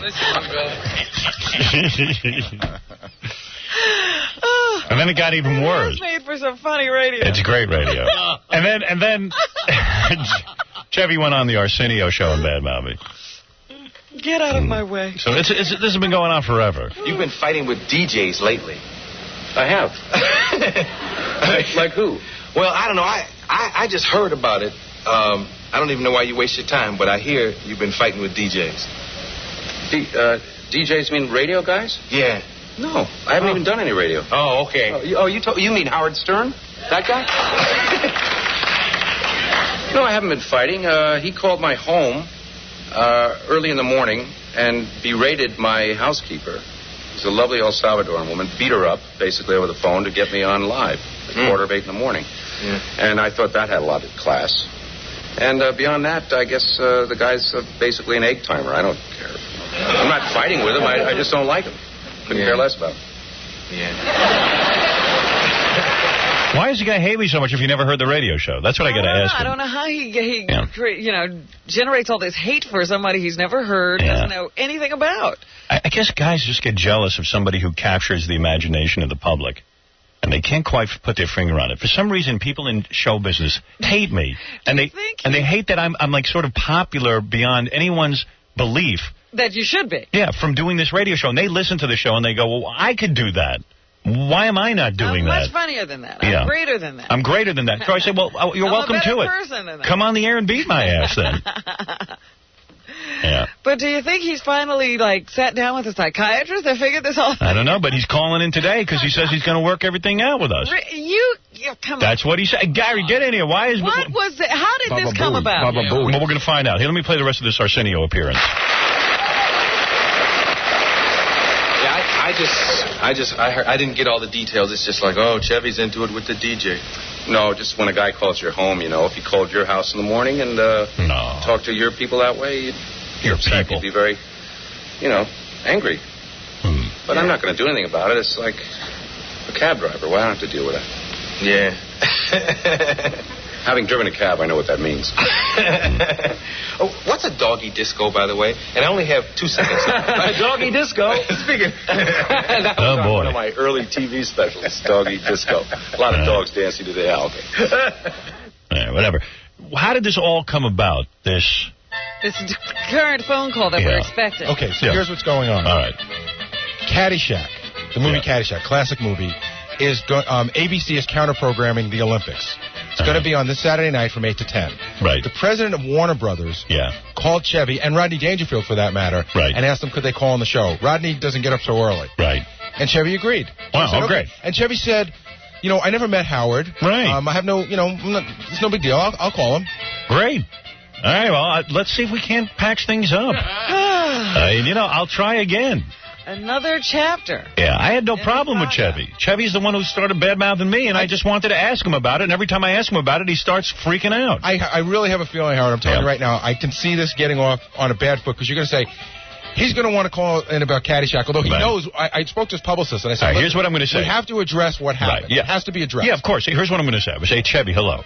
First of all, Chevy, Caddyshack is going to be shown against the Olympics. How do you feel about that? Something like that, okay? Let the guy do that. Would be nice, right? Good start. Okay. Good start. Then I'm going to say, hey, look, there's been a lot of bad blood between us. I just want to know why you badmouth me on Larry King if you never heard the show before. But wait a minute. And then Why are you going to start off with something nice? Because let's keep on the phone. Let's get a guy to answer one question before he hangs up. What do we care about Caddyshack? I do. I want to hear an answer, a legitimate answer from the guy. She's so angry. I know, she's angry. But you want to keep the guy on the phone a little bit. Who cares whether he stays on the phone? If he doesn't want to straighten this out, who cares whether he stays on the phone? But then why have him call in at all? We could just play these games like I want to hear one answer first. I want to hear him talk about Caddyshack? No, what you want to do is see if he'll answer the question or he'll start right in with me. He will answer the question. Now the betting begins. Hang up and his purposes will be served. And now the betting begins. I say you know what, Robin? You do the interview then. No, I'm not doing it. Trust me to do it. I don't care. You know, it's stupid. It's stupid. All right. Well, listen, I've been stupid my entire career, but I've gotten pretty far. It's not a point. Why are you doing something for him to get an answer out of him? I want to see if he'll answer me. He might not even answer. He will answer that No, question. he won't. All right. I say he won't even answer it. He won't answer the Caddyshack question? No. Why won't he? Because he's going to start right in. No, he won't. I don't think so. I think he's going to start right in. I think he's going to hope that you never bring it up. That's right. Oh, really? Yeah. Well, let's see what happens. I'm asking him that question. You don't have to like it. Nobody has to like it. I want to ask him that question. So I'll take a bet with you right now. You're betting. Ahead. I am betting that he will not answer that question. The Caddyshack question. That's right. How much? Why would he get up in the morning to call? But why did he get up the last 2 times to call and then not even talk to us? No. You know, the last 2 times, you wanted to get into this right away, and he just wanted to get his plug in. Listen to the call again. Well, hold on a second. I just said, hi, is this Chevy? And he goes, who is this? But that won't even answer the question. That's his shtick. And you said, now, look, are we going to talk here? And then he said, you know what? I don't like you. He wouldn't, even when I was being nice, he wouldn't answer the question. But that's the whole point. But you were trying to be nice but get into this conversation. Yeah, well, whatever. I'm going to ask him that question. So how much you want to bet? I'll take the bet that he'll answer Caddyshack. All right, how much? $50. All right, 50 you're on. He ain't going to answer it. You're going to say, Chevy, Caddyshack is on this weekend. You're going to say, I'm going to say this. Chevy, Caddyshack is on this weekend against the Olympics. Something like, how do you think it'll do against the Olympics? And you don't think he'll answer that question? No, he will not. What do you think he'll do? I don't know. He's just whacked out. I'm telling you, he's got too many painkillers in him. You know what? Double that. $100. $50. $100. Now you're making me nervous. Come on. $50. I've never seen a person blow their plug. Well, yeah, the way you guys are talking. You're saying he'll answer it. Nobody blows a plug. Right. What? Nobody blows a plug. I want to see if he says anything. If he's heard this, he might not call in. Well, he's probably not even going to call in. If he calls in and you ask him that question, he'll answer. Then the second thing I'm going to say to him is, hey, Chevy, let's get this straightened out. I never said anything bad about you. Your name, time, or goodbye. Well, let's see. His big beef, this much I know. Yeah. His big beef with you is that you called us home. That's his big beef. But more that's than not anything. how it started. Yeah, I mean, it started way before then. No, that's how it started. No. It started with... It started on the Larry King show. We had never called him. Okay, he was screaming that I was an ass. Right, and then we called us home. Yeah, but we wanted to talk to him. I know, but that's what he's angry about. Big But deal. he was angry before, Gary. Yeah. That is true. His anger goes back before then. I'm not taking sides. I'm telling you why he's angry, what he says he's angry about. And Belzer was there. I mean, that's his bud. It's crazy. Whole thing is crazy. That's what I'm telling you. The guy is not all there. The guy's crazy. All right, how much? Now let's take the bets whether he calls in or not. Whether he calls in? Because I think he's hearing this now. I think friends are calling him. He's in the New York area. You know what I'm saying? I would say he probably isn't going to call in. I'm going to see. I'll take that bet. Pussy out. I agree. He won't call in either. Well, anybody want to take opposite bet? I say he'll call. You say he'll call. Want to How go much? 50? Yeah. Because I was the first one who said he wouldn't call if he heard this. I'll give you $50 on that. I think every time. So can I get 50 on that? Yeah, absolutely. Okay. You say every time he has called and he will Every time he's called in before, he's like tried to do that. Hello. He's like been trying to goof it. That's what he's going to do during my first question. He's going to try and do that again, and but maybe he'll be smart this time and just kind of. You don't think that maybe the guy's in his car right now and a friend calls him. You don't think he says, you know what? I'm in Caddyshack 20 years ago. I don't need this crap. Right. But he must. If he's that's why I'm betting 50. I don't think the guy's calling.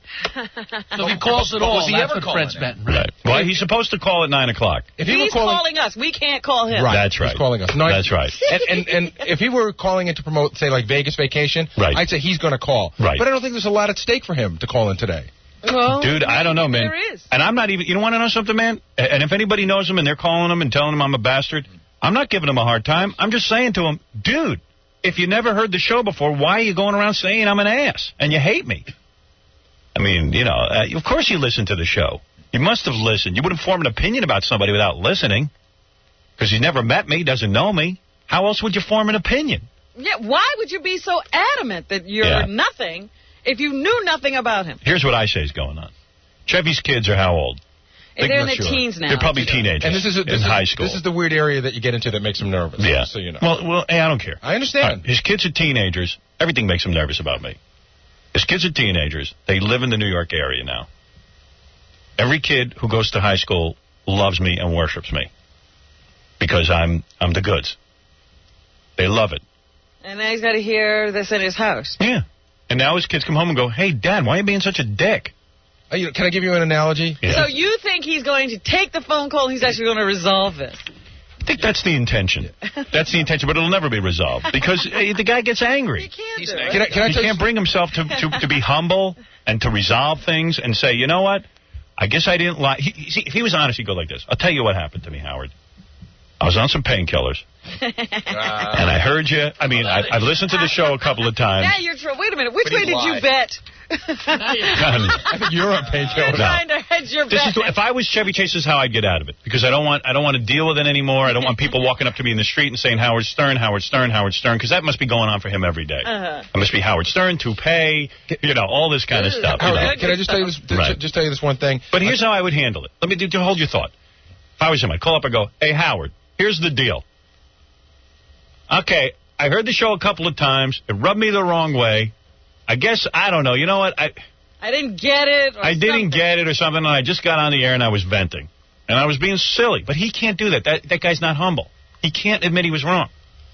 See, I think he could admit he was wrong, but I think that the way you present it to him is not going to give him an opening. See, I've never presented it to him. He could... Here's what I'm going to ask him. Let me word it again. He knows Chevy Chase. He doesn't. Let me word it again. I've spoken to him more times than you have. You've spoken to Chevy and you've gotten to know him. I've spoken to Chevy. You've gotten to know him. I will say I've spoken to Chevy at least a half a dozen times and had some extended conversations. See, I got to agree with Robin on this. Time with him. Because, Gary, every time I've talked to the guy, I say, hey, Chevy, let's clear the air. I go, why would you comment on a show that you didn't hear? And then he gets ballistic. Do you think that's confrontational? No, but you might be right. Maybe he's ready to settle. Maybe. All right. Hey, listen, I would love nothing more than to get this out in the open. I'm just fascinated by Gary going on. Hey, Robin, it's called an opinion. Everyone's allowed one, even retards.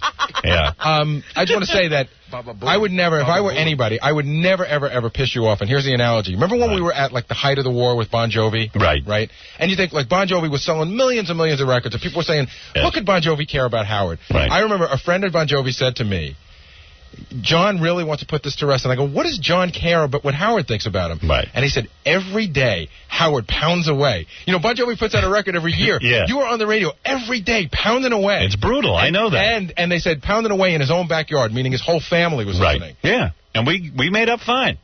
Yeah, but I mean, he came back and he apologized. It was It beautiful. was beautiful. Let me tell you something, man. I am a professional pounder. You are. I am. And I'm going to tell you something. Anybody who has read any of your books knows I have a bug up my ass. You are relentless. I have a you bug. Believe I do. that you can get whatever you want. That's right. And you will not stop until you get it. That is true. That is an accurate description of me. I am Mr. Ballbuster. And I'll tell you the truth. I've been like that since I was a little kid. My parents hated me. I whined and whined and whined till I got what I wanted. It's you true. can wear anybody down. My father busted my balls every day, and now I'm making the world pay back. But Howard, it's so true. All right, so don't F with me. It's like, hey, Your I got father my... said nothing to you but shut up. Now he listens to you every day. Yeah, my father told me to shut up. He told me I was a moron and I was stupid and I'd never get anywhere. So I have spent the rest of my life trying to prove to that old man that I'm somebody. And using all forms of media. Right. Got a radio show? Let me bust Chevy's balls. Oh, I got a book. Let me bust him some more. I wrote my book. I wrote about Chevy, and I said his show would be off the air in 6 months. I'm sitting here thinking now there's so much bad blood. Yeah. From everything that's been said. How could this guy call in? He's got to, because if he wants to clear the air, he could very easily be a friend of the show. I wouldn't do it. It's just a matter of showing me some respect. I wouldn't do it. Hey, in the words of Chuck Zito. It would be too. I wouldn't do it. In the words of one of the greatest guys on the planet, Chuck Zito. Chuck Zito, yes. He says, hey, somebody disrespected me. I'm not going to let him get away with it. I agree. I'm not saying you're right. wrong. I'm not wrong. I'm simply saying if I was Chevy Chase, I'd leave it alone. Okay, but what's his alternative? To go through the rest of his life having our audience bust his balls? Chevy's problem is that he's never shut up. Right. He's continued to badmouth me. To badmouth you. That's right. And continue to stoke the fires. No, he must call up today and soothe me. I will tell you. He has to soothe me. Are you trying to start from the beginning, Howard? What is that? Are you going to try and start from the very beginning? No, I'm just going to ask one question. What the hell happened? I'm going to ask a nice question about Caddyshack, which I doubt he'll answer, which I now have money on. $100. $100. $50. $50. Okay. Yeah, all right. I wouldn't take that back. And then I have, right? Am I right? Right. Okay. Right, I'm telling you, I'm going to win the $50. But the other bet is whether he'll even call. That's true. I got that bet, too. I don't think he will. But if he does call, I will ask him the question about Caddyshack. And after that, I'm going to say to him, Chevy, let's review. Why did you badmouth me if you haven't heard the show? I want the answer. Why don't you find out what prompted the first thing he said when you're sitting there on Larry King? Maybe fine, I'll ask him that too. Were talking about you, or Larry King said something. My name came up on the show. Well, we understand that. No, I'm talking about the satellite. Why does he have this animosity? No, but Jackie's right. What is the genesis of the animosity? Came on the Larry King show and mentioned Howard's name. And he said that generated the conversation. Right, and he said I'm an ass. I just wanted to know, if you haven't heard the show, why am I an ass? That opinion had to come from somewhere. He's not calling. Boy, that Howard Stern is such an ass. I mean, really, nothing. Just nothing there. Nothing.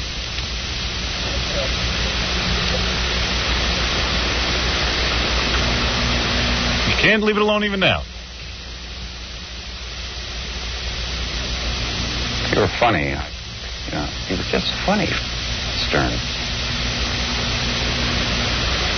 That Nick Downey looked like Joyce Brothers. He's really burned up about me. But the point is, how would he know that? Yeah, he's a comic. You were the new kid on the block. He obviously listened and checked you. Of course, that's what I want him to admit. Why won't we? As a man, he should admit the truth.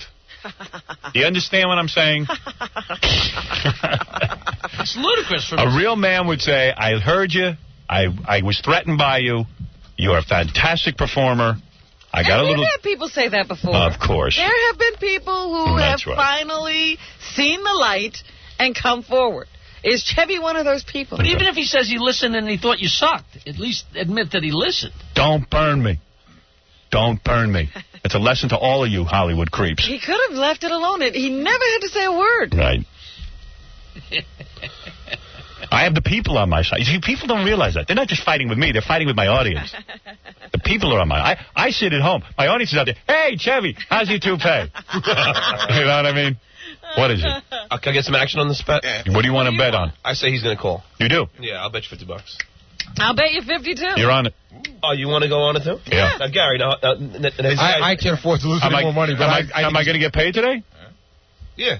I would like to just bet on that. Wait a second. Now, guy, they said he was definitely calling, right? Oh, yeah, no, I spoke to him. All right, 50? 50. All right, you're on. I got 50 with Fred, 50 with you. Robin has 50 with Fred, 50 with you. And I got 50 with Gary. Says he won't answer the first question. But here's the thing. This is what blows me away. I think that he's calling with good intention. Good. What he's calling about, there's nothing at stake for him. But he's calling us. He can't forget I think he's going to call. He's just calling anybody. No, right, that's what I'm saying. Calling the guy he thinks is an ass. I think he's calling with the intention. No, here's why he's calling. Up. He is calling. You're right. He is calling with the intention of patching this up. Whether that'll happen. But it'll never happen because he's Chevy Chase. But I think he's... And he cannot bring himself. He feels he is high on the show business ladder. He feels he is a better person than I am in show business. He won't put you on the plane. That's right. He will not put me on the plane with him by saying... And I don't think he's calling with the intention of patching anything up. I still think he thinks he's superior. Right. And he's going to lower himself to plug this stupid Caddyshack movie by calling you. And he hasn't even been humbled at all, even with his TV talk show and the failure of his movie. Nothing humbles him. I think he's tired of people, our fans, bothering him. That's why he's calling. I think that's true. I know that for a fact. I think that's very true. He's calling. That's why I think I'm going to win this bet. I think you're right. But I still think... Hasn't he been bothered for years? Yep, and I still think, Robin, that he will, under pressure, when he gets on the phone with me, he will crack and not be able to do it. And he will not be able to clear this up, and he will end up hanging up the phone. We will have another battle. Yeah. Well, I think that... But you're not going to provoke him. You're just going to ask him... No, I'm not going to... I never provoked him. I agree. I never provoked the guy. I just said, hey, listen, we've had a weird background here. I have a question for you. Now, if this is provoking, you tell me. I don't provoke people. He has to make to provoke it. Yeah, I'm telling you. Air bothers him when it comes to me. He does know. Hold on. Yeah. He knows that he knows for a fact through his publicist I explained that you guys are going to have to discuss this. Yes. So it's not going to be a surprise. Right. I will pick up the phone. There was another call where he knew it would be discussed. Right. Look at how that went. Let me play that call for you. But you know what, Howard? A lot's happened since then. He's had a lot of bomb movies since then. Well, I say he hasn't been humbled. I say he needs 50 more bombs. Howard, the call you're about to play, he was actually supposed to call in on your birthday, missed the date. And so, I mean, again, there was nothing in it for him to call except just to call. I know, there was nothing to plug. He calls in with good intentions. I'm telling you, it eats him up. That day of the birthday, he could not make that call because he just couldn't bring himself to make up. He wants me to get on the phone and go like this. Chevy, I love you so much. Absolutely. You're the greatest entertainer on the planet. You do that up front. You know, the only thing that would make me happy in life is if we made up so that we could be friends because I love you so much. Right, yeah. He wants that kind of phone call. That's right. I just want to ask the guy. I don't know this guy from a hole in the wall. I just want to ask the guy, why are you bad-mouthing me if you never heard the show? That's all. That's not confrontational, I don't think. I mean, it's a fact that he bad-mouthed me. I mean, here's a guy who just point-blank says, I don't like you. Yeah, I just want to know why. And keep in mind that... Is it because I'm in entertainment like he is? Or I mean, what is it about me that he doesn't like if he hadn't heard the show? To the point that he'd like to attack you. Yeah. And he probably had less of an opportunity at that time to have heard you because he lived in L.A. and we weren't on the air in L.A. So whatever. You know what? It might be a 2-second phone call where he'll answer the question, and then I'll say, thank you. That's what I wanted to know. Thank you for answering my question. And let's plug Caddyshack and we'll be done with it. Now, if Chevy calls up to you and you ask him that question, and he says the impossible. He says, you know what? Heard you rubbed me the wrong way. I didn't like you. I've since changed my opinion of you. Then what will you say? Then I will say, then why did you go around saying to everybody that you never heard my show? Why would you lie about it? I don't understand. So that's almost an apology, but it's still not enough of an apology. It's not an apology. I said, well, then I want to know why the guy lied and said he'd never heard my show before. That's when the call's over. Whatever. Those are the questions I have. Suppose Chevy goes, oh, I made a mistake, but he's being like sort of his sarcastic Chevy. Fine. If he says, listen, I made a mistake. I got caught up in the moment. I didn't want to admit I listened to your show. He ain't saying it. Of course he's not saying it. Let's He's bet Chevy on the Chase. total length of If the he's call, being the Howard. sarcastic That's the Chevy, way he to says, bet. yes, Howard, Yeah, that's what I you're mean. a Suppose he's genius, being- and, you know, I'm going All to right. be on Caddyshack Yeah. this weekend, and it's coming I on love you. Saturday. Then it's fine. You know, yeah, of course, I think you're great. Of Yeah. course. See, It was that's a- all, that's a it was Chevy all thing. shtick. Right. All right, then I'd say, but, gee, I got to ask you one question. It didn't sound like shtick to me when you're off air. Well, that's because I'm a great actor. Okay, whatever. I was just saying, well, so in other words, you always loved me all along. I hadn't listened to you, Right. but, you know, my kids started Okay. listening to you, and they like you. So then I'd say, so you admit you lied when you said you never heard the show you are before. gonna Whatever. Fine, then we're fine. Then we're cool. If that happens, we're cool. Why don't we wait till he can come in live and just lick the bottom of your boot? No, that's not licking the bottom I of know, the boot. I know. What is wrong with Gary? He's wacky. He's just a- Why do you think that's such an outrageous thing to tell the truth? Because I agree with you. I think that people should tell the truth. I just don't think that He can do it. Well, we all have bets. Now, Jackie, I'll tell you what we could do. I think we should bet on how long the call's going to last. I'll give you this. We all put $50 into a pool. Whoever wants to get in the pool. And we And all then you draw write straws. down. No, I think we write down how long we think the call will go. And the person closest without going over? That's right. Yeah, take it a minute at a time. That's the way to bet. I don't like this bet. You don't like that, right? That's the way to go. Howard, the way it can work is that we all write the time down so people can't do a second more than the next guy. Let's just Yeah, write but it down. Howard controls the phone call. Oh, that's No, we don't. Not this time. Yes, he does. Unless Chevy hangs up. But if Chevy just goes along with everything, Howard could keep it going. I will never. Time is up. No, I would never do that. I would never do that. I'm telling you in advance what I'm going to do. Are you that good a DJ that you could actually know that you have 3 minutes and get a guy to hang up? Of course. I can make anybody hang up whenever I want. Wait. I mean, Let's you've go worked the other way. Wait, let's answer that question. Let's go the You've other worked way, with me. How long have you been working with me? I know what you're going to say. 14 years. All right, let me ask you something. I'll bet you $100. Don't you think that I'm manipulative enough that I could get anybody to hang up when I want to? Oh, yeah, but Howard, here's the bet. Wait, hold on. You can't make it last 5 minutes. Would I do that? Would I do that today? No, because I want to have a better phone call than I do manipulation. But wait a minute. The last time, and I'm not saying you could manipulate it that way or another way, but you could do either. You don't have to just make him hang up at a certain time. You could keep him on forever. That's true. Okay. No, I mean, he's as charming as that. He could charm Chevy Chase in a second if he wanted to. Right. All right? The last time somebody challenged you, Fred said you couldn't make him upset. In 10 seconds, Fred was walking off the show. Right. And you So did- stop asking. And you did the same thing to Richard Lewis. So can I just say something? I want to go the other way. All right. I am not allowed to bet on that one. I say it's a Yeah, bad that's bet. I don't wanna bet. well, you know what? And neither is Robin because she could, manipulate the conversation. Yeah, there you go. So leave her out of it, too. All right. So now nobody's... What were you saying? This Frank? call had a ain't good less bet. than 3 I had minutes. a question for you. Do you think, just for the point of argument, that he really never heard the show? No. No. See, I do. I think there's a possibility. Please. Hold on. Give me a second to explain.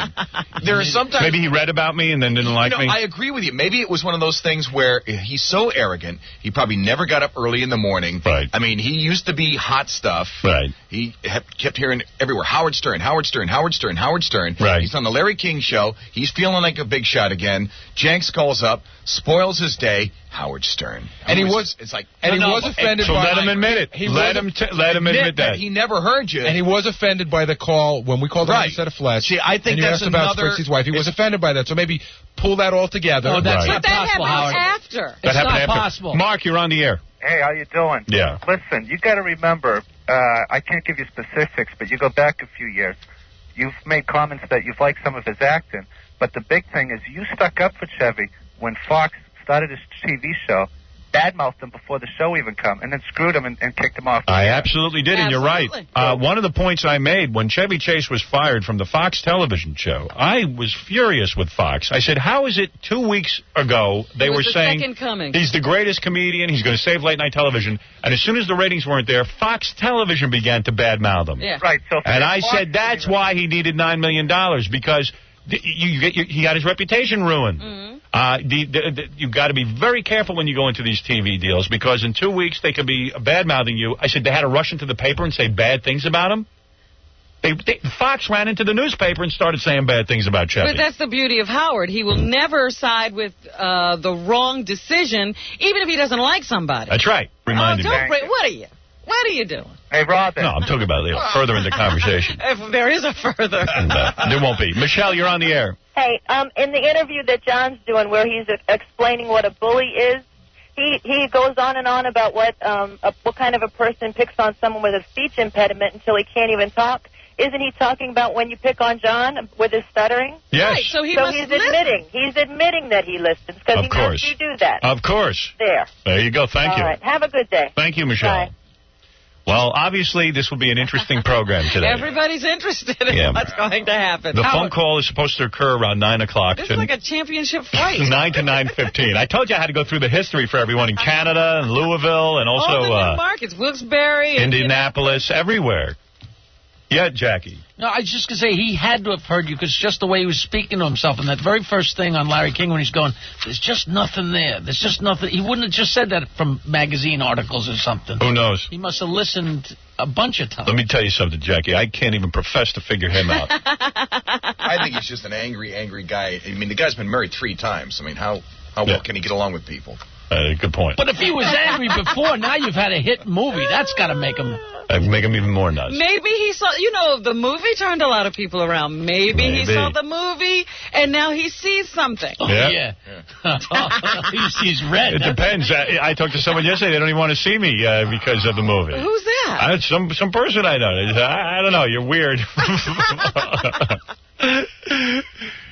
They were like, I really don't want to know you anymore. Really? Yeah. Somebody you actually know? Yeah, that's okay. I mean, listen, I told you the movie. Oh, it's not a matter whether it's okay or not. That's an awfully strange reaction. It was a sweet movie. Yeah. That's what I thought. That's what I thought. That's what I thought. All right, listen, what can I tell you? It's going to be fireworks today, one way or another, and someone's going to win some money. I want to go home. I don't want to go to Wally World. Clark, under the circumstances, I wouldn't mind if we just went home. In retrospect, it seems like a pretty bad idea driving out. It's been one disaster after another. Yeah, it's been a real drag, Dad. Maybe we can try it some other time. Wally World's overrated anyway. What do you think? I think you're all in the head. We're 10 hours from the fun park, and you want to bail out. Well, I'll tell you something. This is no longer a vacation. It's a quest. It's a quest for fun. I'm going to have fun, and you're going to have fun. We're all going to have so much fun we'll need plastic surgery to remove our damn smiles. You'll be whistling Symphony Doodah out of your holes. Okay, who's on the phone? Hello, phone person? Hello. Who Indeed, this is Mayor Rendell. Mayor Rendell from Philadelphia? Yes, Howard Stern says you're a fat pig. You know that? Who did what? Howard Stern said you were a fat pig. Oh, you know that? Really? Interesting. Thanks for calling. You're welcome, you fat pig. Oh, thanks a lot. Goodbye. Cut the phone. That's interesting. We had the mayor of Philadelphia call. Obviously, that was not. That's some guy who got through, and you know what? When you do live TV, sometimes morons get your phone number.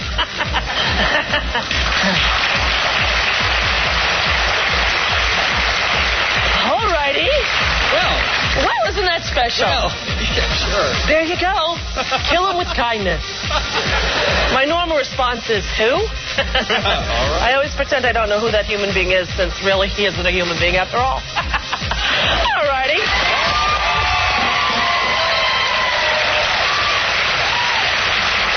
But my mom used to say to me, you can't argue with a fool. And it's true. So if you get into a fight with people like that, whose job is to spew hatred over the airwaves and whatever medium they have, everyone ends up losing. So you try to ignore that they exist and put the good stuff out there. That's what we try to do here.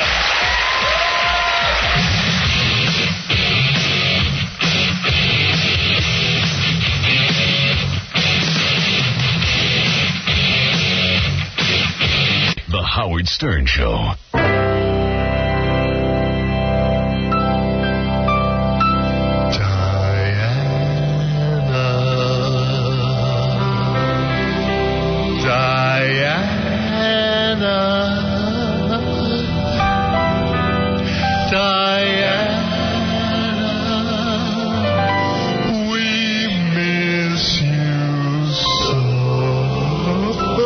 Every once in a while, something beautiful happens on this show.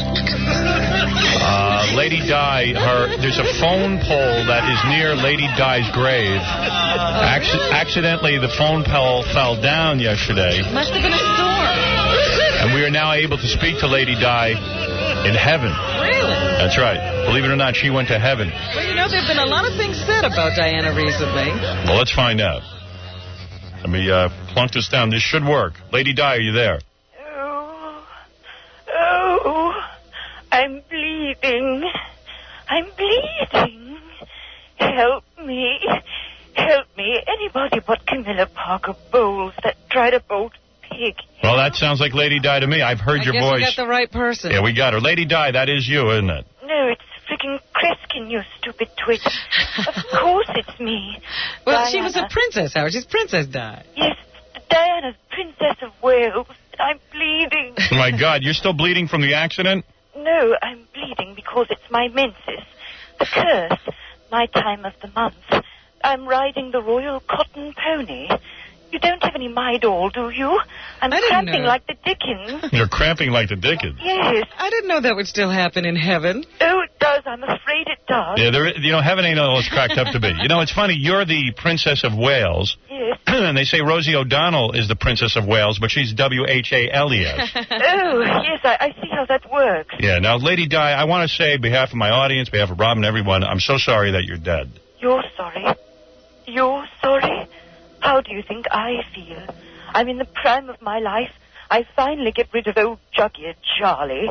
My 2 brat kids are finally out of the house and at boarding school. I'm raking in a fortune with my princess pension. I've got the nicest rack you've ever seen on a princess. And I die in a car wreck with my filthy rich boyfriend. Well, now that we have you on the phone, we got a million questions to ask you, and I feel bad for you. But what exactly happened that night? Was Henri Paul drunk? Was Henri Paul drunk? Is the Pope a bloody Pollock? Well, does Robin Quivers get lost in the woods? Does Madonna spread for every wetback that she sees? Well, Howard, why not get to some sex questions and leave the obvious crap for hard copy and those other lame-ass shows? What I wouldn't give for my royal vibrator collection. Can they be UPS to me? All right, listen. I guess that's a yes. Yes, in heaven. You can UPS. I guess that's a yes to him being drunk. Well, as you Americans say, duh. Are there any Jews in show business? All right, listen. How is it that you got in the car with a limo driver who was so damn drunk? Well, I didn't notice the driver. I was too busy in the back seat getting my oil checked. Oil checked? Yes. You were in the back seat of the car getting your oil checked? Oh, you are a bloody idiot. My oil checked. My G-spot spotted. Dodie was ironing the magic wrinkle, as they say. He was sliding into third base, you dope. No one ever noticed, but Dodie had the thickest fingers. Oh, Dodie had thick fingers, huh? Yes. Well, I don't care what was going on in the back of the car. At some point, you must have smelled the alcohol in the car. Howard, the only smell in the car was Dodie's stinky Egyptian cologne, mixed with the unmistakable odor of a tuna boat parked at the beach during low tide. It was a royal fish-o-rama. I was the cauldron, and now I'll never have sex again. Oh, that is sad. No sex in heaven. No, it's so sad. It's not. It's very sad. It's sadder than Andrew Dice Clay's career. It's sadder than Scott Salem's yearly checkup and Steve Grillo's intelligence level all rolled to one. I didn't realize you were such a fan. Wow. Oh, yes, I'm terribly fond of your program. I'm as over now as Dice's sitcom. Yes, you are. Yes, you know, Howard, I do need to go. I need to get a new bra. Those stupid French frogs lost it while they were stealing me up on the way to hospital. Are you claiming, Lady Di, that the French were feeling you up in the ambulance? Well, why do you think they took so long to get me to the hospital? They drove around the block 3 times. They even stopped off at a bar and let their friends have a go. Oh, dear. Those horny bastards. I've got more fingerprints on me than there were on Courtney Love's panties in a mosh pit. Really? Oh. This is absolutely a horrible story. No wonder she died. It's well, horrible. you know, Howard, I am a princess. A dead princess. A dead princess with a nice set of cans who was still warm in that ambulance. You know that you would have done the same thing too, you filthy animal. Wow. Hello, Lady Di. Lady Di? Yes? Lady Di? Lady Di? Uh-oh. You see, we lost her. She's gone but not forgotten. Well, there you have it. She left us, yeah, yeah, yeah. She left us, yeah, yeah, yeah. She left us, yeah, yeah, yeah, yeah. Well, since we lost our Di, we don't know what to do. She got killed the other night. Her boyfriend was killed too. They hit a cement pole, and you know it's awfully sad. a cement pole, and it hurt them awfully bad. Come on. The driver, he was smashed, which is why he smashed the car. But why'd he take the wheel after boozing in a bar? I guess they called him, and he came when duty called. You know they called him, and he drove into a wall. Yeah, you know she left us. Yeah, yeah, yeah. You know she left us. You know she left us. Yeah, yeah, yeah, yeah. One very beautiful song, isn't that? Well, there she goes. Just, it brings a tear to your eye when you think, young Diana is gone. Yeah. On the E! Show tonight at 11 p.m., Salt and Pepper. It's not Pepper, it's Peppa and Spinderella. Don't miss tonight's episode when the voluptuous Salt and Peppa stop by the studio. Baby's got back tonight on the Mighty E! Show, baby. It's going to be very beautiful. Some guy just sent me a letter of his wife. Mm-hmm. Sent me pictures of his wife. Wife wants to get into Penthouse. She's some chick. They live out in, I don't know where the hell they live. I got to read the whole thing. But the pictures, man, this chick is really good looking. Yeah? Did you look at this, Gary? Did you check this one out? Oh, yeah. Yeah, I mean, whoa. I mean... Yeah. She's Penthouse caliber? Yeah, this guy goes, hey, Howard, what's up? My wife would love to appear on your show. She wants to get into Penthouse, and she's... You know what? I don't even know that she's Penthouse caliber. She's just like a really good-looking chick. She's a great-looking girl. See, sometimes we're jaded because they're really... their standards are higher, but when we see a good-looking girl, we just go crazy. Oh, man. She's got a great body, Robin. A great body. Really great. I mean, really. Tell her look at this picture of her in her jeans with her top off, and then the mini skirt shot. It really makes me nuts. Just tell her look at those two. It might be just a sexy girl. Oh, boy. Oh, come on. She's hot, isn't she? She looks like you could get her. That's why you like her. Oh, she's so sexy. Jackie, wait here. I need a man to look at these. Go ahead. Take a look at those. Oh. Isn't she cute? Ah! Oh, look at her. No, really, what do you think? She's beautiful. Isn't she gorgeous? Oh. And look at these naked ones. I hear she's nude. What's Robin saying? She doesn't look like a girl from Penthouse. You get these, you get the Baywatch chicks in here. She don't think they're good looking. Oh, right. Check out this, man. In a bathing suit with her ass. Look, they live in... Where is this? Massachusetts, like somewhere out in like the hinterlands of Massachusetts. Yeah. Yeah, Bug Tussle, Massachusetts. Oh, I love the shadows. Oh! Oh, please.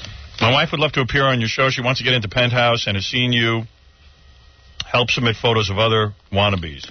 And we've never gotten one person in, have we? No. She feels you discriminate and only take implanted bimbos. My wife works out, very trim, tight ass, great face, and unique exotic looks. He's right. Well, why didn't she come in here and you can do test shots? Yeah. Now you're talking. Now you're thinking like a guy. I like that. No, I'm simply saying that she won't get any response either. If you don't feel she is centerfold material, she would gladly do a lesbo scene, or we could do a couple scene. No, that's okay. We'll pass on the couple he scene. thinks he's going to be in there, too. Yeah. We've never gotten one girl in the magazine. Right. Shh. Gary. I will briefly give some... Stupid, I swear. Today you're taking some dumb pills. I will briefly give some stories to prove we would be interesting guests. And he talks about all the different sexual experiences they've had. She's had experiences with multiple orgasm, lesbianism. I don't know, man.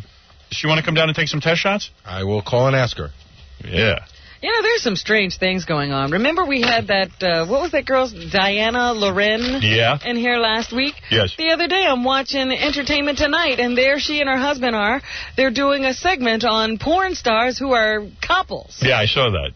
Amazing. Yeah, I saw that. Entertainment Tonight used to stay away from us. Yeah. They're doing porn stars. Yeah, it's pretty wild, isn't it? Hey, Joe, you're on the air. Hey, I would have Mega Dildos from BCM, buddy. Yeah. Hey, I got a little different angle on this Chevy Chase thing for you.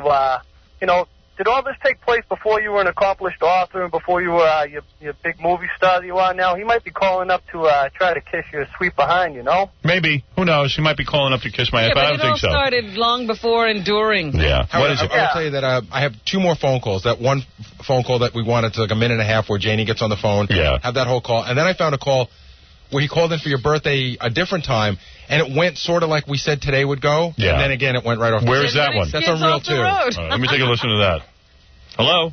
Hello? Who is this? Am I on the air? Oh, boy. Here we go. Who is this? Chevy Happy Chase. birthday. Is that really Chevy? Yes. Uh-oh. It never goes right. Are you kidding? Well, did you get the day mixed up? Chevy, what happened? And I was bad. You're paying me. I was bad rapping you this morning because you didn't call in. Is that right? Yeah. You know something? I never listen. See, Chevy now I think likes us.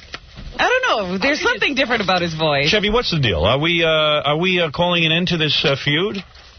I don't have a feud with you. I never listen, but that's because I just listen to the news. You do listen, though.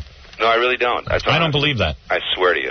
So why are you calling now, and why are you feeling better about us? Why are you feeling better about us? I'm not necessarily feeling better. I just think it's nice to say happy birthday. Oh, please.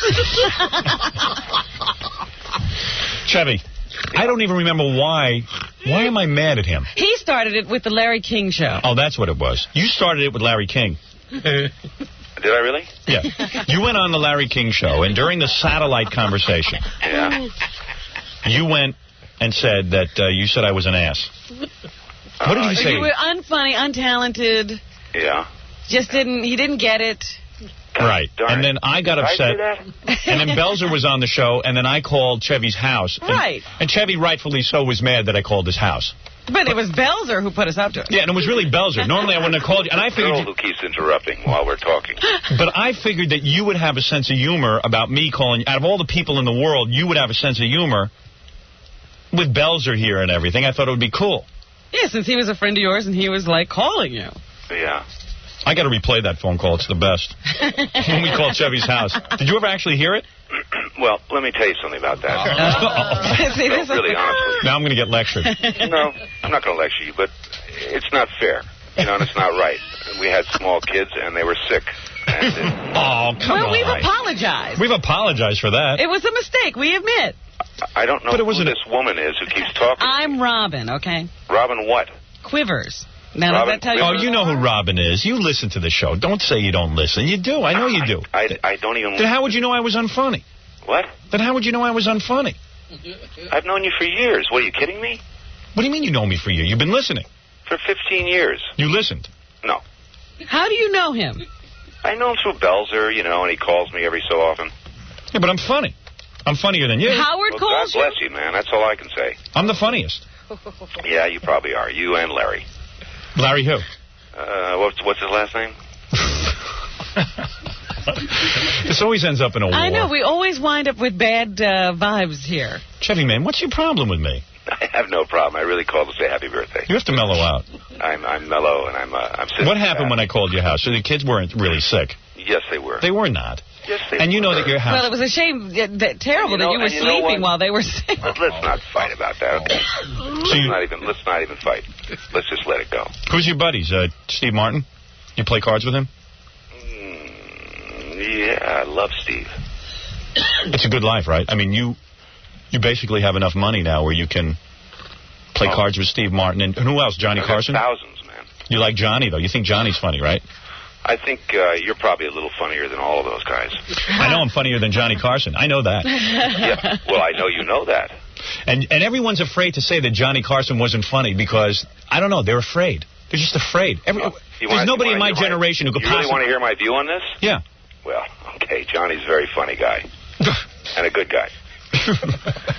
How's that? But is that... Why do you dislike that idea? Do you ever go over to his house? Why do you dislike that idea? What?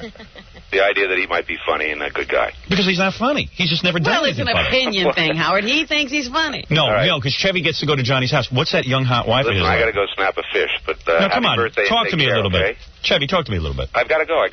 What do you have to do? You're not doing anything. Snap a fish, see you. Why is it taking so long to prepare the talk show? Now, Howard, if you go to Real One, we also dug out one of really the most brutal Stuttering John interviews ever. Really? Genuinely brutal. This is what Chevy is supposedly calling in about 15 to 20 minutes. Supposedly. You know, Howard, in the grand scheme of things, that was a great call. That was actually kind of, that was as friendly as it ever got. Yeah, the most civil we've ever been. But it still ended up with him hanging up and leaving unhappy. He was unhappy. You accomplished nothing. Chevy, can I ask you a question from WXOK Radio? Any particular name? What? Oh, this one John used a British accent, trying to disguise himself. Well, no, I had a mustache. Chevy didn't know it was me. All right. From WXOK Radio. I didn't understand a word you said. Can I ask you a question for WXRK Radio? Absolutely, yes. He's very patient. Were you high when you said you beat David Letterman? Was I what? High when you said you beat David Letterman. What do you mean high? Stoned. What do you mean stoned? Wasted. What do you mean wasted? Did you think you'd ever see the day that Garrett Morris is more happening than you? Oh, you want me to do this? Yeah, can you send an autograph for us? Sure. Chevy? Oh, I'll send it to you. Sure. What is Chevy ignoring you now? Signing autographs, but he's stuck because 5 people around him, so he can't run away. Joe last year, I did. Chevy, do you think that you'd ever see the day that Garrett Morris is more happening than you? Hi, how are you? What? Do you think that you'd ever see the day that Garrett Morris is more happening than you? You have parents? Yes, I do. Did they bring you up right? Yes, they did. Did they bring you up to do these? Speaking. Did they bring you up to do what you're doing? Did they? Yeah. Would they be proud of you? Yes, they would, Chevy. Really? Yes, they would. I'd like to meet them. Do you tell your children? Write me. Do you tell your children that you're an accountant, or you tell them or you tell them the ugly truth? About what? About your career. About my career? Yeah. I tell them the ugly truth. Does it bother you? How's your career going? It's going good. Why 2 mics? Well, because you just can't get a job with one person. Oh, no, see you later. Oh, come on, Chevy. Hey, Chevy, Howard Stern. Anything to say about Howard Stern? I love Howard. How come you guys are in a feud? We're not. I never listen to him. I have no idea why he's in a feud with me. You Chevy's wife? Oh, don't go away. Don't just leave her alone. Oh, no, she said to me, Chevy. No. Yeah. Did they bring you up to be like this? Well, did they bring you up to be like this? I'm a journalist. No, here, take it. You want it? It's fake. There you go. There you are. Now, what's your real name? I'm Stuttering John. Well, you're not stuttering now. Yeah, I'm doing pretty good. You know, I'm still nervous, though. I don't blame you. Let me ask you. Does it bother you that not only did you fail, but no one even remembers or cares that you failed? No. That's what I'm looking for. You know, sound like you're beating up the guy, quite frankly. You do sound like a bully. You know what a bully is? Oh, yeah. There's a lot of history here. Wow. Tons. Tons of history. Tons and tons. Yeah. I mean, you know, well, we maybe keep going back to the logs and finding more tape, I'm sure. Yeah, but, you know, listen, he's calling in. Yeah. Maybe it'll all be put to rest. No, he's not. Now I'll bet you Belzer don't show up. What's Belzer doing? Oh, Belzer's doing today. Right. Oh, that's right. That'll be funny. What a weird coincidence that is. Yeah. Chevy. It's Howard. It's Howard and Belzer. We're live on the air. Hey, Chev. Howard and who? Belzer, Richard. Howard Belzer? And Richard Stern. Howard Stern and Belzer. We're doing our radio show. Trying to talk to you. What are you bad-mouthing me for? Howard Stern and Richard Belzer. We're on the radio. What? Whose radio's on? Yours. Is why your radio on? Larry King told me to call. Why are you bad-mouthing me? Will you turn it down a little, please? I can't hear you. So what's going on? Why are you bad-mouthing me? Hello? Who's this? I've got it, Janie. Janie, we got it. Listen, he's not bad-mouthing you. Hey, Janie, early in the morning. Janie, get off the phone, please. Get off the phone. I want to deal with this. All right. Hang up the phone. Well, but, you know, Janie, please hang up the phone. We are on the radio. Why is he being a jerk? Wait a second, Janie. We're on the radio. I'm trying. Yeah, I understand that. But what? why is he saying that to you when you're a very nice person? No, he's a nice guy, but he's being real mean to me. He's not being mean to you. You want to hear what he said about me on Larry King? Janie, get off the phone. Belt. Janie, get off the phone, please. Thank you. Chevy, I've always been nice to you. Hey, Howard, is this you? It's me. We're on the air. I got news for you. What? I didn't badmouth you, but I do have some news for you. What? This is my home, and I don't like you. Okay? Is that clear? All right. Okay? So don't call my home again. Okay, fine. See you later. Bye. We've had some bad history. Well, maybe it'll all work out today.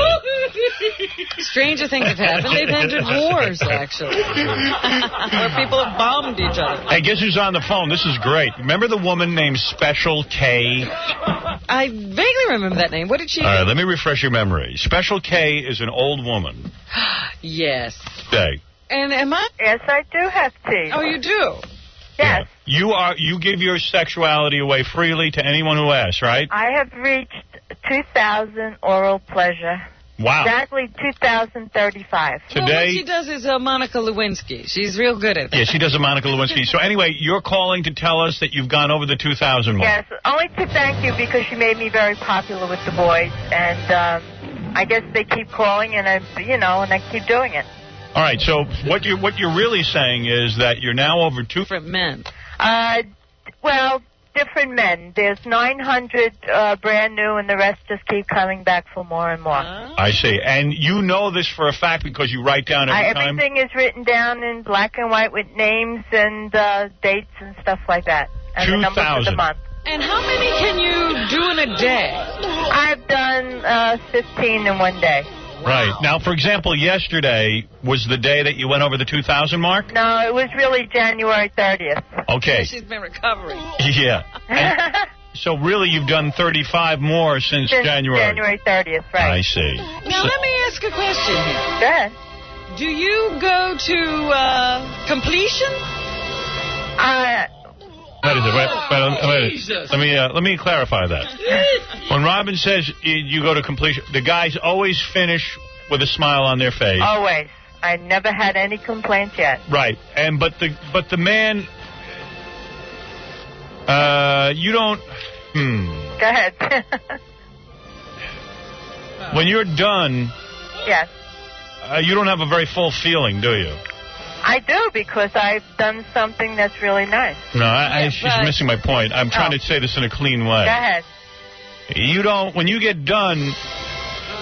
no. All right, okay. No. All right, that's what I thought. Okay. Right. Right, no, you just... So you... when you're in the middle of doing this act... Yes. At a certain point, the man says, uh-oh... I'm ready, and then you move away. That's right. I see, okay. Well, that's what I want to know. In other words, you won't gain any weight from this act. You have it. Okay, that's good. I just wanted keep it clean. Okay. Now, between encounters... Right. Do you do something to yourself? I think she washes her face. I disinfect my mouth. Oh. Oh, you do disinfect your mouth? Yes, I have to. That's a lot. There's over 2,000. It's a lot.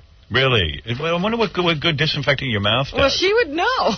Well, it's been working for over 2,000. Right. You don't have any diseases. No, I've been just tested, and I'm clean. You are clean. So, in other words, oral sex is fairly safe if you don't... Are you not using condoms? If I have sex, yes. If you have intercourse? Right. I see. Okay. But most guys look at you and don't want to have intercourse. Am I correct?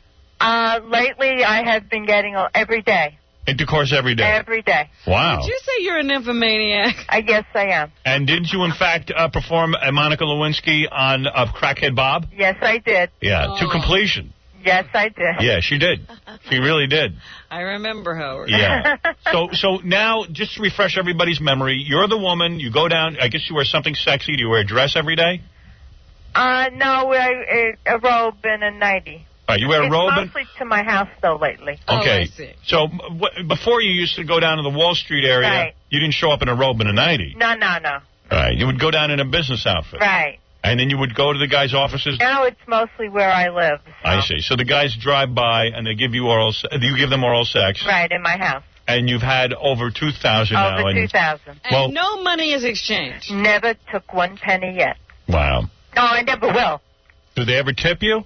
No, I don't take tips, because then it still would not seem right, so I just don't take. And I've been doing a lot of parties, and I don't charge either. Oh, so you go and do the whole party? Sounds like a good party. Yeah, I did a Super Bowl party. It was very exciting. Wow. Who won? I wasn't watching the game.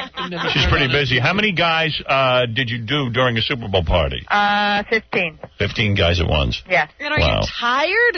But it is, the adrenaline sets in, and they just keep going and going and going. Wow. And the age of the boys, don't forget, they're 18 up still. Right. You get some young boys, and they're pretty anxious. You got it. So it doesn't take long, is what you're saying. You're right. Wow. Congratulations. Thank you. I just wanted to thank you because you made me very popular with the boys. You must come by and see us. Do you? I'm preference now.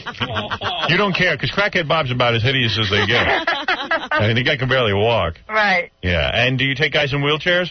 I have done a guy in the wheelchair, yes. And that was no problem? No problem You love whatsoever. all men. All men are for you. What about a little person? I haven't done that. We have a dwarf. I know one, but I haven't done it. How about Hank the Dwarf and her? Well, I have been with a dwarf, but I don't know. That's a tough one. I had to really toe the line someplace. You mean you actually draw the line at dwarfs? Well, yeah, I did. I'm sorry. Really? I shouldn't have done that, but I had to. I'm sorry. Wow. Oh, I didn't know that. The wheelchair was all right, though. Wheelchair, crutches, you don't care? No. Yeah. Any missing limbs? No, I haven't come across that, because most of the boys are young. Have you ever met a man you couldn't satisfy? Well, I didn't want to use those words. If they're using something, yes, you can't. See, well, that's a sad story. Do you count them as part of the 2000? Only because I do with them. So I have to count them because I do them. It's not my fault that they can't, They can't finish. I see. Wow. Well, hey, congratulations on hitting the 2,000 mark. Ladies and gentlemen, that Special K, come by and visit us so we can celebrate in person. Does she think she has some special technique? Yes, it is. Because Robin's trying to learn more about this. There is a special technique, and that's why they still call me Special. Special K. Are you the world's best? Well, I tried to be. You bet. You bet, sweetie. There you go. Hey, let me mention Battle of the Boroughs Smoker Benefit. Now there's something good. Believe it or not, there is a bunch of cops who are putting together a thing. Right after Special K. Yeah. I moved right into it. Right into it. The show moves very fast. There's a police officer, Thomas Keeler, of the 104th Precinct, and police officer Neil Forrester of the 50th Precinct were both injured in the line of duty. Oh. And February 12th, 1998, they're having a fundraiser for those guys at 8 p.m., at the 7th Regiment Armory, 643 Park Avenue, New York City, E66, and I guess it's between E66 and E67th. So I said I'd give those guys a shout, and they're accepting donations of like $15. That's tonight, Howard. Oh, that's tonight? What's today, February 12th? That is true. Hey, Lincoln was born on February 12th. It is Lincoln's birthday. You're absolutely right. He freed the slaves. Black history. I've been looking for black people to call in and tell me how they've been oppressed by the white man. We only had one guy whose basketball coach in high school didn't tell the pros about him. That's the only one we've had? Yeah. No, there was a guy called in about the Jews in Maryland. Oh, that's right, yeah. And the Jews in Maryland are oppressing this other black guy. But that didn't take anybody by surprise. Yesterday, our reporter in Los Angeles was out on the golf course trying to interview Cheryl Ladd at some charity event. Cheryl Ladd from Charlie's Angels, remember her? Yeah, she replaced Farrah Fawcett. Yeah, so it didn't go too well. Then we got off 2 questions, but here it is anyway. Hi, Cheryl. How you doing? Can I ask a couple questions with CBS Radio? Okay. How do you stay in such great shape? I don't know how to answer that. I work at it really hard. Eat right, exercise, straight. Is Jacqueline Smith as dumb as everyone says? Thanks. Thanks. It's Black History Month with the story of Vincent Van Washington. Many people is aware of the great white artists, but few know of the great black painter, Vincent Van Washington, who never lost his ear but suffered a similar fate. I love to paint. I love women. And I love to paint women. Who am that? Yo, it's me, your best friend, Pablo Picatin. Yes, it was Pablo Picatin, one of Vincent's friends. Hey, man. Yeah. Hey. Who am that? I said, hey, I just painted the Mona Lisa, and I done discovered the planets. Hey, who am that? It's me, Leonardo da Johnson. Hello.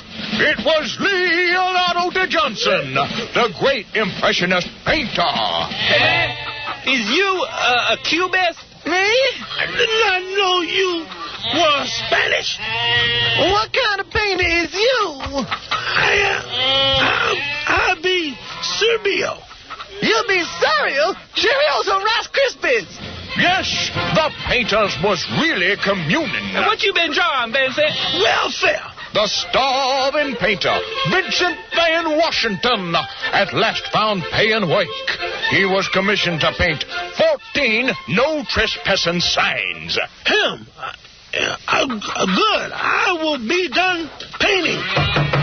Come, on in. Oh, hello. I'm here for my no trespassing signs. Yeah, there is. Well, sir, there must be a mistake. These signs say for sale? Yeah, I know. I cannot spell trespass. Why, you are cut off one of your lips. Get away from my lips. Black History Month. Yes, much like Vincent van Gogh's lost souvenir, Vincent van Washington lost one of his lips. 7 years later, he painted a self-portrait, and when he realized how ugly he was, he shot himself. Another great moment in Black History. Tonight on MTV, Frank Sinatra. Unplugged. Frank Sinatra. Unplugged. MTV. You watch the WB? Do we watch the WB? What is it, Channel 9 with all that garbage on it? What's more, let me tell you about the WB. When God, the God of Israel, gives us spiritual power, like he gave Moses in Egypt, we're going to kill your program directors. We're going to kill your so-called producers. We're going to murder. We're going to kill them justly. Because they like to make black men look like a bunch of fools. Black men are Urkel. Black women are always yelling and raising their voices, talking ignorant. They made a commercial for not American Express. What's the other one? Western Union. Where the black man was being maligned and vilified by the black woman. He didn't send the money, Western Union. He used the wrong service. And another black woman in the audience jumps up and condemns the black man, and that black woman condemns him. But you white producers are doing this, and when God give us the power, we're going to kill every one of you.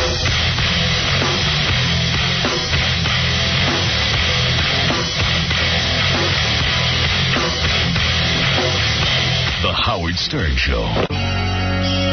To love God, to feel flame, to burn. I don't know, man. Chevy was supposed to call it 9:15. It's 9:15, and what did I bet? He's not.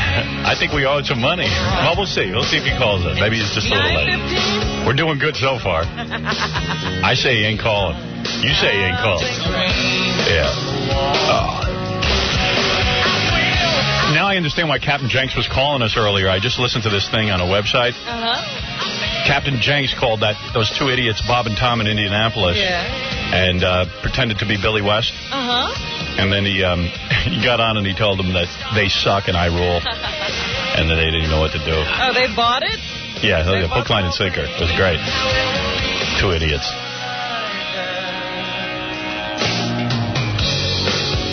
Chris, you're on the air. Oh, there you go. Hey, Chris. Yeah, how's it going, Howard? Yeah.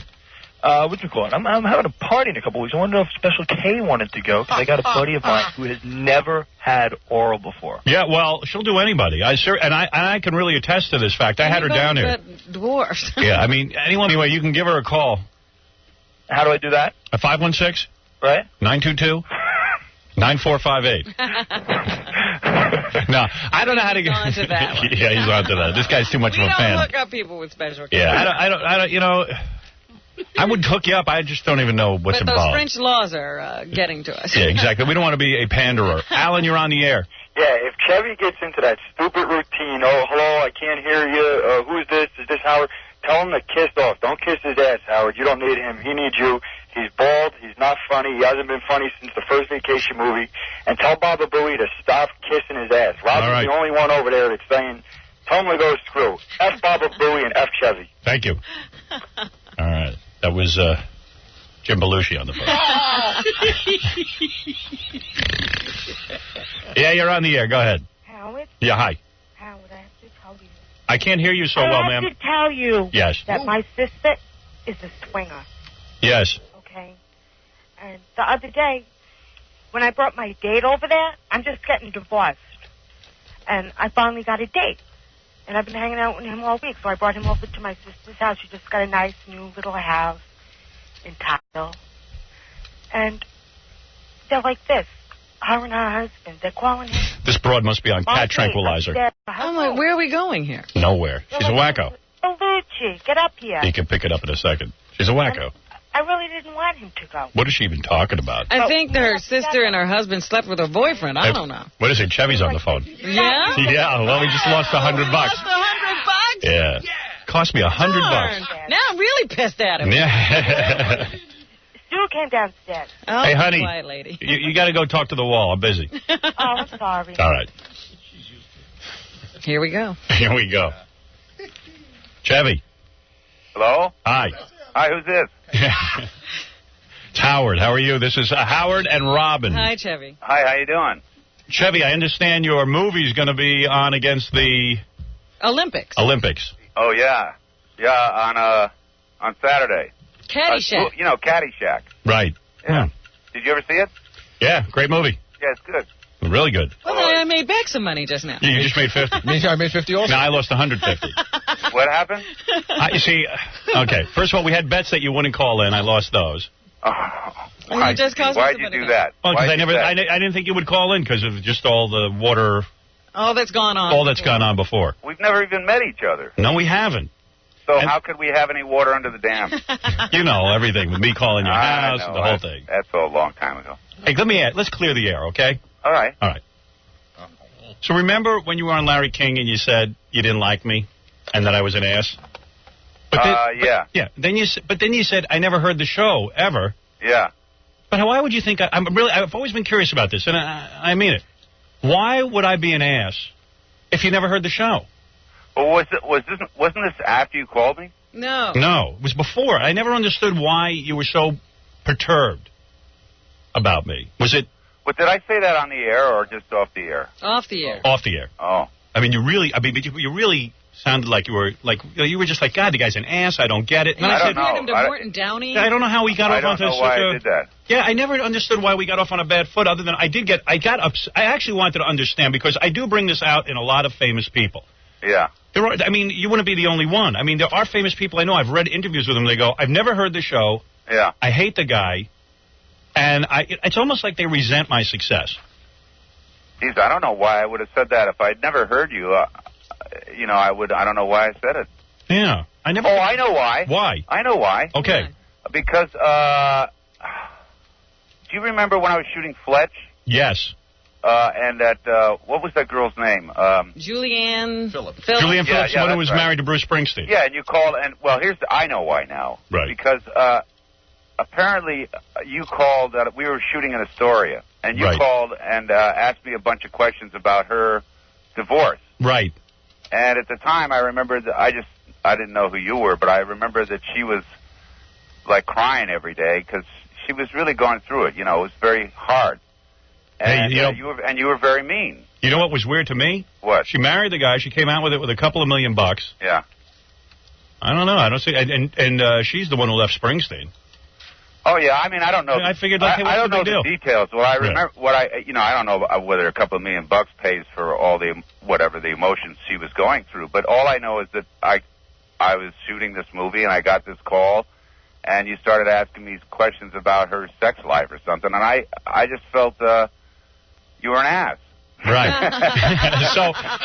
So it came from somewhere. So it did come from somewhere. I think All that's right. You want to know something? That's where it came from. That's the only thing I ever wanted to know. I really had nothing against you. I always enjoyed your work. I mean, I really had no problem. In fact, I just never understood why I was such an ass. And when I tried to ask you about it, you got pissed off. And every time we went down the wrong road or something. Yeah, I guess that's what it was.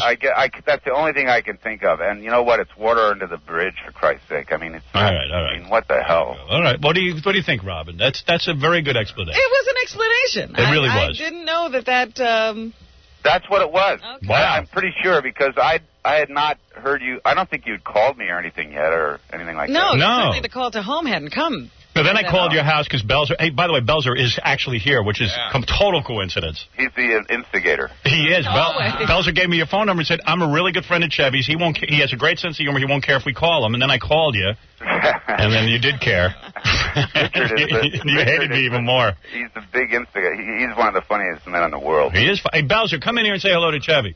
Yeah, let Belzer come in and patch up with you because you haven't spoken to him in a while, right? Who, Richard? Well, I haven't seen him. I know he's had a TV show. You know, he's had big successes. Yes. Hey, Bells, you want to make up with Chevy? Because you were kind of having weird feelings about Chevy, too. Why? What did I do to Richard? Well, when we called the house, Richard felt you didn't have a good sense of humor about it, and he said, hey, what happened to Chevy? Maybe he's losing it and stuff. Oh, no, I think what that was is that I have 3 daughters. They were very young, and we didn't get much sleep. It was 5:30 in the morning in California. It was just all that stuff, you know. Bells, why don't you say something to Chevy? Good morning, Chevy. Richard, how are you? How are you, darling? I haven't seen you in a dog. Well, I have seen you in a dog. Now, wait a minute. How are the girls? They're good. And how about you? Everybody's great. That's good. How about Bells' piece of ass wife, the porno star? Easy action. You ever met her, Chevy? Is this true? Oh, yeah. She was in Lady Chatterley's Lover. Don't tell me you never saw that. I read it. Oh, yeah. Good book. She was the Clarence version. But Bells is married to a hot little piece of ass. Oh, yeah. Easy there. Easy. Oh, hey, man, that's a compliment. Wait, Richard, haven't you been married a long time? Yes, you know my wife. You met her years ago, Charlie. Yeah. Right. It's the same person. The same lovely person. Well, what happened that all of a sudden Howard's saying that about her? Well, he's been saying that about her for years.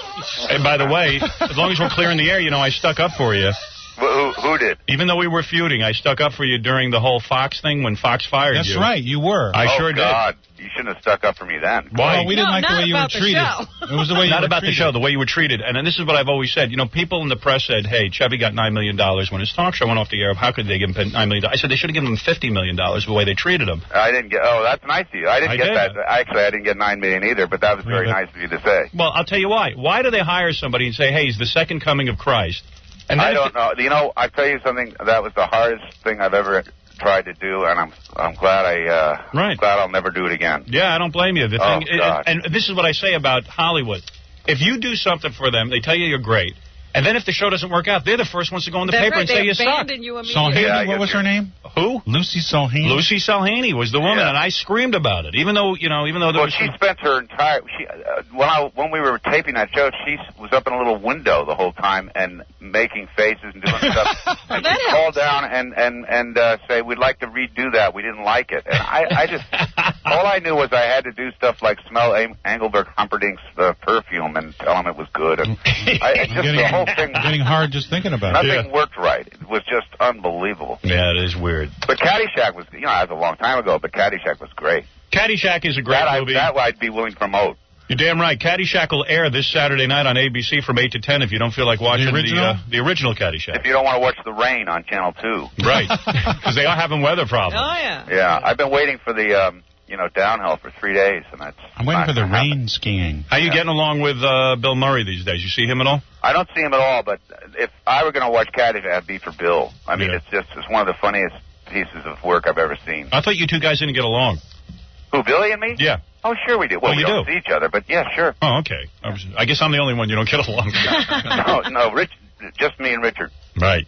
So, Bells, feud is over. Maybe you shouldn't give out Chevy's home phone number on any radio show. Maybe that was a wrong thing. Maybe it's all your fault. Richard, you really are. You should be ashamed. Yeah, look, I wish you could see me how ashamed I look. But, ladies and gentlemen. Bells, do you have any feuds going? Let's see. I have no feuds. If Chevy and I make up on this call, then I have no more feuds. Yeah, what can I tell you? Hey, I'm going to go on record. Gee, this is one of the greatest feuds of all time, and it's over. I'm a little... I feel getting older and wiser. I see this shrink, and he says to me, if there's people in your life that you can resolve things with, it's hard to give up because you'll feel empty inside. Now I feel empty inside. Oh. Well, you can start on me again. You can start in on me again. You know what I'll do? I'll call your house again, and you'll be mad at me. I'll tune in. By the way, all right, because I'm on the East Coast. What is your new number, Chevy? Just, we're not going to bother you. All right, I'll give it to you. Ready? Yeah, just give us your home phone number over the air so we can call you. Wow, this is weird. Don't give it up. That's it. 4. That's just 4. Just dial 4. 555-5555. Robin, this is so weird. I guess Chevy Chase is now a friend of the show. What are we going to do now? I don't know. Well, geez, I didn't call him Mary. I just called But darn. Are you living in the East now, Chevy? Yeah, we live in Westchester. Chevy, can I ask you a question? Is it hard to have a feud with me? Like, do people come up to you on the street and start saying, hey, Howard rules, and you better shut up and stuff? I mean, do they give you a hard time? Actually, you want to know something? It is. And I don't know what to do because I don't have a radio show. Right. You don't have any place to vent. Yeah. I went to a ball game with my 8-year-old daughter. Right. And it had to be hell for you. There were 2 people there who yelled that that's why Howard Stern says you're a blank. Oh, right. No. And I didn't know what to do. I had my 8-year-old was just shocked, and I didn't know what to say, and I don't know how to deal with that. But I don't know how you can be, responsible for that. I don't know what you can do. You've got a huge audience. Huge audience. And they're loyal to me. It's funny. They're very loyal. You don't even have to say anything if you right. get on I get side, it. yeah. I can get it walking out of a store, and I don't know what happened that morning. It could have been nothing. Yeah, I mean, really, what we're trying to say to all celebrities, don't get on our bad side. Take it from Chevy Chase. Don't get into a thing with me. It's not worth it. If you have negative feelings about me, just keep quiet because I can't stop the audience once they get started. Yeah. I have no control over that. I can't stop the dance. Yeah, you can't stop it. Bells, you know that, right? Yeah, of course. I mean, better than anyone. Right. And they'll always rat you out and turn you in, right, Bells? They will. They absolutely will. Well, nobody's said to me Richard Belzer rules yet, so I'm great. Well, I haven't gotten a radio show yet. Well, but Chevy is right, because a celebrity doesn't have a radio show or a constant opportunity to go on and rag on me. It's very difficult. What did I say to you in the break? I said, I think I made a bad bet, didn't I? Yes, you did. And you said, why? I said, because he doesn't have a radio show. That's it. So, Chevy, let's remind everyone, Caddyshack airs this Saturday night on ABC from 8 to 10 p.m. Yeah, and 8 to 10, right. And as of now, we don't have a problem with each other. I have another thing, another bit of news for Chevy. What happened now? Easy, Chev. We have. I smell a plug for Belzer. Easy, Chev. That's something that Chevy and I did together. Go ahead. In 19-something. Had sex in a bed? No, we did Groove Tube, the movie, which is being re-released on video. Hey, you know what's weird about Groove Tube, the movie? Is that true? Yeah, I just got a letter from this company that they're redistributing it. Why? Why? Because they bought the rights and they want to make money. You want to know what's weird about Groove Tube? I just watched it recently because wasn't Betty Thomas in that? Yes, isn't that the one? Was she, Chev? Chevy, do you know Betty Thomas? Yeah, I know she. I don't think she was in that. Yeah. Isn't that the one where she takes off her top? She takes off her top. Betty Thomas? Yeah, Betty directed me in Private Parts and was on Hill Street Blues. Is that true, Richard? Was she in it? I don't know. Was it that scene, My Wife, I Think I'll Keep Her? No, that was a real down low. That was a down to, what do you call it? That Triple was X. Down to F nothing. It was a game show parody, and somehow she ended up taking off her clothes. I think Chevy's in it. And no. I don't think that was Groove Tube, though. That was, Wait a minute. Kentucky Fried Movie? Yeah, it was something like that. Oh, maybe that's what it was. Yeah. They cut off those guys. Yeah. Did you see my movie, Chevy, or you haven't even watched it? Which one? Oh, Howard Stern's? Private Parts. Yes. You did see it? Yeah, and I think you're very good. Oh, you did like it? Yeah, do you like acting? I did. I liked it very much. But it's hard, right? Not as easy as it looks. Not as easy as it looks. It's different than doing radio. You bet. Yeah. A lot different. And I found it very satisfying. So, Chevy, have you ever listened to the show? To what show? This show. I listen to it every morning. Do you really? Really? I listen to it all the time. Oh, you do? All right. That's it. All right. All right, that clears it all up. Okay, Chevy, the classic movie Caddyshack airs this Saturday night on ABC from 8 to 10 p.m. Look at this. This is terrible. This is terrible. Now we have a friend. It was so much better when we were at war. Well, you can go back at me again for a while. Just stay in line, that's all. That's it. Yeah, don't misbehave. Now that I live in the East Coast, you can call in the mornings. All right. Hey, thanks, Chevy. All right, take care, Richard. Chevy. All right, Chevy Chase, everybody. All right. Caddyshack this Friday night? Saturday. Yeah. This Saturday night. Okay. ABC. Thanks, Chevy. Okay. Bye-bye. There you go. Huh. The guy was a gentleman. Now we can't slam him. I don't know how I feel about that. You always said he was a good guy. Didn't you? I did, yeah. No, seriously, you Well, did. he was a good guy, and then we kind of had a little falling out. Right. And now how do you feel about it? Now we're falling back in. Yeah. Who could have predicted this?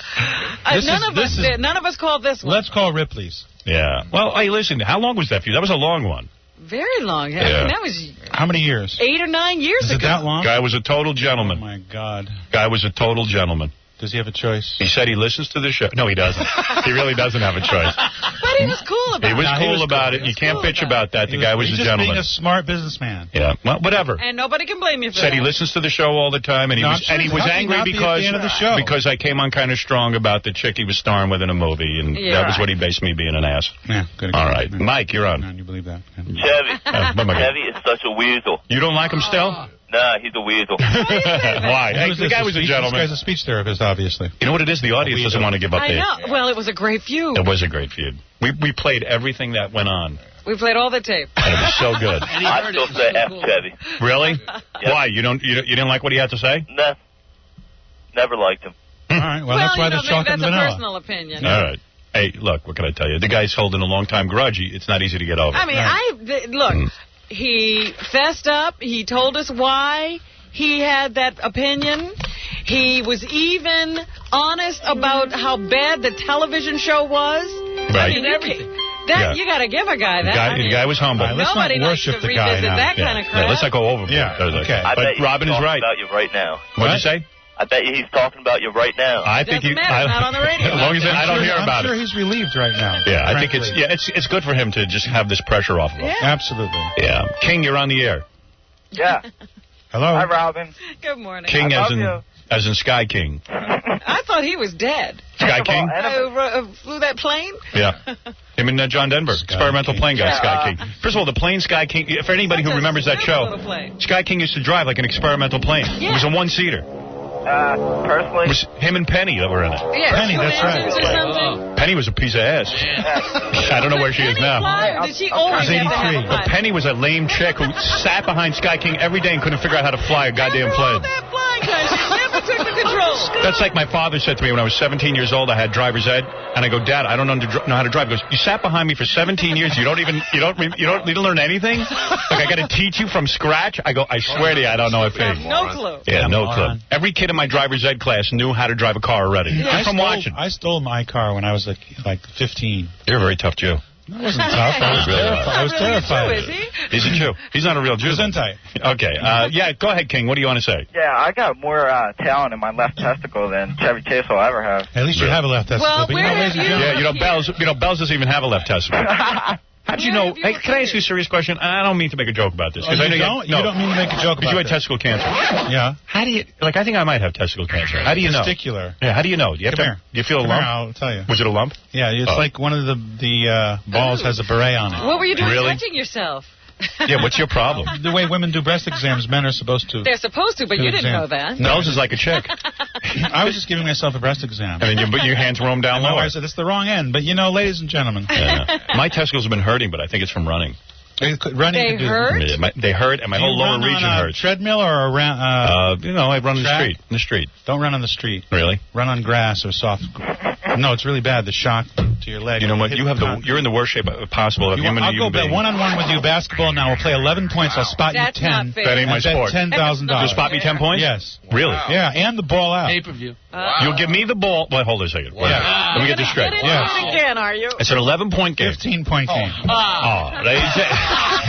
No, but listen. 15-point game. You can have 12 points and the ball. Really? Really? He must be a good basketball player. Call Reebok. He must be real. Him? Yeah. Why would he I'll say bet you that any to amount of money to your favorite charity. I'll give $10,000 if you beat me. I'm not You giving gotta do it. $10,000. $500. No, I'm not giving that. $100. Because I always lose. Oh, you don't believe in yourself that much. Just how about a good meal? Let me get this straight. You get 12 points. I get 12 points. You get 12 points. You have and the 0. ball. I have 0. And how much is a 15 basket? Wins. 1 point. 1 point. So I have to get 3 points to your 15. That's right. And Howard, you work out every day. You're saying he doesn't. I don't want to go through this again. I don't want. No, I don't Please want. don't embarrass yourself again. Yeah, I'm not going to do it. At least a belter. It wouldn't be such an embarrassment. Last time I played, I beat Jackie. I'm satisfied with that. But I lost to a girl and a midget. Yeah. I mean, so I'm not going to play. No, you know what? I'm backing off. You win. All right. Yeah, I'm not taking Sure it. you don't want You know who's a good basketball player? Chevy. Oh. Really, seriously. Really? He's really good. Really? Yeah. So Bells must play basketball. Stay away. Yeah. Forget it. I don't want to be humiliated. I'm tired of being 6'5" and losing every goddamn basketball game I ever played. Post up. Last week, Reggie Miller was in here. And he's great. Howard stands up and he goes, "Hey, man, you're pretty tall. You must play basketball, huh?" And I said, I'll be honest with you, no. I can't play. I suck. How was he as a guest? He's cool, but, he was like, I don't want to get nervous? into it. Yeah. No, he's cool. Did you see the All-Star game? No, I didn't watch it. I don't care. You know what? I don't care about the All-Star game. Sucks, man. Yeah. Easy. All-Star Basketball game sucks. Who's this on? I wish some white guys played, though. I do. And I hope that doesn't sound racist. It does sound racist. Does it? Okay, then it sounds What racist. did you just say? I wish some white guys would play. There are some white guys. There's so few. There's so few white guys. Well, you got to wait for good players, Howard. How long am I going to wait? Time can you get here? Why don't they start a white basketball league? That's some white guys. That's a funny idea, who's going to watch that? All Not white, me. all the time. All white, all the time. You and Daniel Carver's in there. Right. Honey. Who is that with a picture of over there? With the girl with the tampons in her nose? Yeah. You want to meet her? No, I just. It looks like tired of your wife? Looks like not at all. All right, take it easy. Quite rested. What are you looking at other women for? Well, it looks like Quite somebody I know. I don't know, some chick. All right, easy. Ralph, go ahead. Turn on me. No, I'm kind of bummed out because I was expecting you guys to start fighting. Yeah, I know, but this was We couldn't fight with him. The He guy was was too gracious. Guy was and gracious. honest. You know what? He was okay on the show, but he really is a better enemy of the show than a friend of the show. Right. Everybody is. Well, that's why I almost didn't take the call. I'd rather have the enemy thing. Yeah. I knew he was ready to, We were hoping that we could get away and still be in a feud, but But you know what? It's I over. think he really had to do it. I think it was just driving him nuts on a personal level. He just can't deal with the relentless fans. Well, what's it like if you go to a baseball game and all our fans are yelling at you and you're with your kid? why do you think everybody eventually makes up? Because there's no way. Caddyshack has been on Comedy Central like 900 times. There's no way that's a big movie to promote. Right. That's a good point. Ralph's going to start the feud up. It's just like a lame excuse to call in. No, Chevy was a gentleman. Chevy was a gentleman. Rob, you're on the air. Hey, Howard, I got a bone to pick with you. What kind of an interview was that? Oh, boy. People are mad at you for being nice. No, I wasn't nice. I asked him the same thing I always ask him. Chevy was nice. And Chevy was very respectful. He handled every question. He sure did. Well, let me address Chevy Chase first. It's a very sad state of affairs when he has nothing going on in his career, and all he's promoting is a movie from 20 years ago. Yeah, look at Bell's laughing. Well, I'm not laughing. Oh, man. And Howard, I got a bone to pick with you. I mean, Who is this guy? You can fight with Dude, I got no bones left. You're picking somebody else. anybody who disagrees with you, you'll fight with. I mean, you fought with Bon Jovi. That's you true. had words with Ed McMahon for years. And the moment those two guys call you up and kiss your butt, that's right. You give in and you change your attitude in a heartbeat. I didn't change my attitude. I always had the same attitude. I had nothing against Chevy. I kept asking. No, I had asked him the same question for over 8 years. Why did he slam me on Larry King? He answered it. He slammed Howard, he slams back, but it wasn't like personal. And then he said he enjoyed the movie Private Parts. He talked about the fact that he got fired from his talk show. He was very honest. Your ass. He was kissing my ass. And what's wrong with that? What should Howard do? What should I do? You mean at 10 years of bad blood, you're going to just let go? I never had any bad blood. It was one incident. The guy's blatantly kissing your ass, and you're going to let 10 years of bad blood. Dude, what can I tell you? I have no problem with it. What would you have done? Who's next? Imus? Yeah. No, Imus will never be. Wait. 10 years from now, when Imus is no. We wouldn't even take No, I think we could safely take that bet. It's a different thing between me and Chevy Chase. Chevy Chase went on Larry King during a commercial break and started talking about what an ass I was. I called him up and I said, why am I such an ass? And then he started in with me. So we had a big feud. Today he came on. He told me why I was being an ass. He explained it to me. And now he's your friend. I wouldn't say he's my friend. He's an associate now. I'm not going to get on the air and badmouth the guy unless he does something stupid. And how soon before the guy's in the studio and you two are best of friends? I would have him in the studio. I have no problem with him in the studio. You never make friends with a person? Yeah, what's wrong with you? What's wrong with you? You want war forever? I was at war with Sam Kinison for months and months and months, and then we made up. That's right. Look, we're about to build hotels in Vietnam. Yeah. Give me a break. It happens. That's a good line, Robin. Some people want me to be at war with everybody all the time. Yeah, but the only one who had the right idea about the whole thing was Robin, and at least she's honest when the interview was over, and she said she still doesn't know how she feels about this. Oh, no, I don't think that's what she was saying. She said, gee, it feels weird. Yeah. I don't think you were saying you feel pretty good about Chevy, what he did. He did the right thing, but it's just weird not to have him as an enemy anymore. Andrew Dice Clay's been in and out 10 times. Right now he's on the outs. So find a reason to fight with him again as much Whatever. as you guys were Listen, arguing. if you don't like the show, you can always listen to other shows. That's right. You guys are great. Go to the other show that Chevy's Go fighting to the with. window. Yeah, maybe some other show will have a real fight. Go to the window. Dude, I'm just keeping it real. I'm just trying to, tell you that I always wanted to ask the guy why I was an ass. He answered the question, and then that was over. He wasn't being a dick. All right, well, I mean, I can't fault you for that. The guy was honest about it. He was honest? There you go. Yeah, there you go. There you go. All right, what can I tell you? All right. Don't have a thrombo. What? Don't have a thrombo. Don't have a thrombo. Yeah. Mellow out. There's going to be a war in Iraq. This guy's worried about Chevy Chase is Howard's friend now. All right, Belzer got like a 4-star review in the newspaper today. I did? I mean, he's real. Wow. They gave him great reviews when he did the X-Files. Yeah, good. Congratulations. Belzer has turned into an auteur. The special that you're doing. It's hysterical. What's it called? When cars attack. It's footage of car accidents, right? Yeah, but the spoof. It's like how they have when animals attack. Can I be honest with you? The name sounded really stupid, and I wasn't going to watch it. Then I read the review of it in the newspaper today. They gave it like 4 stars and said it's one of the funniest things I've ever seen. Really? Yeah. I didn't see that. What paper is that in? The Post. Oh, great. Yeah. Yeah, we sent you and Gary a copy. Yeah, good. I'll check it out. I took the copy. Actually, I know I got a copy. I took it and I threw it in the garbage because I said, this looks really stupid.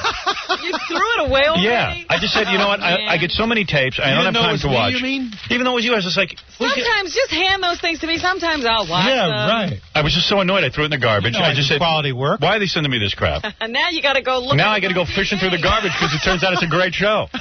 Okay, Bells is here. We'll do some news for you. We got a bunch of other things. Salt and Pepper on the E! Show tonight, baby. Don't miss it. Didn't they also gave you good reviews when they did that special 2-hour homicide? Yeah. I played a priest. Yeah. I like when Bells now everywhere he goes, he's a cop.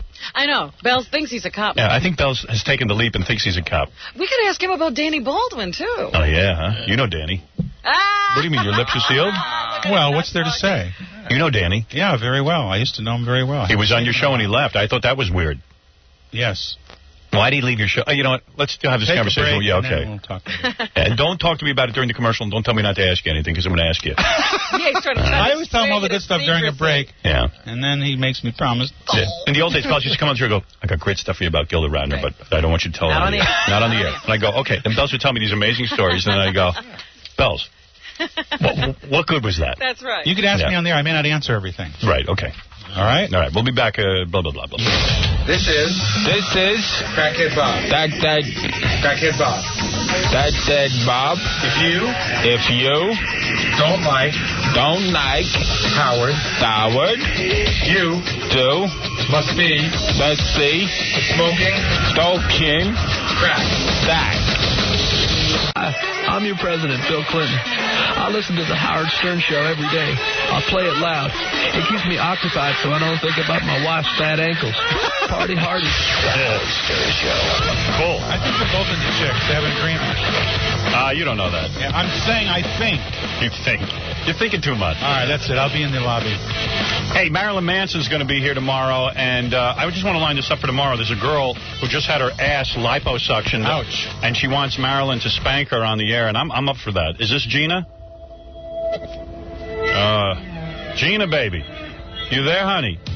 No Gina. All right, Marilyn won't smack your liposuctioned ass for you, baby. So to speak. Yeah. F you. She's gone? Yeah, she's gone. She was going to get her ass spanked by Marilyn Manson. They sucked her whole brain out. Who knows? I bet you Marilyn would have been up for that. I love this band very, very much. Who is this? Marilyn Manson. That rocks, doesn't it? Yeah. Get your hips moving. Come over here. Come on, baby. I've been reading his new book. He's got some pretty sick theories on life. Who? I thought I was mentally disturbed. Who? Marilyn Manson. Oh. Yeah, I feel kind of normal.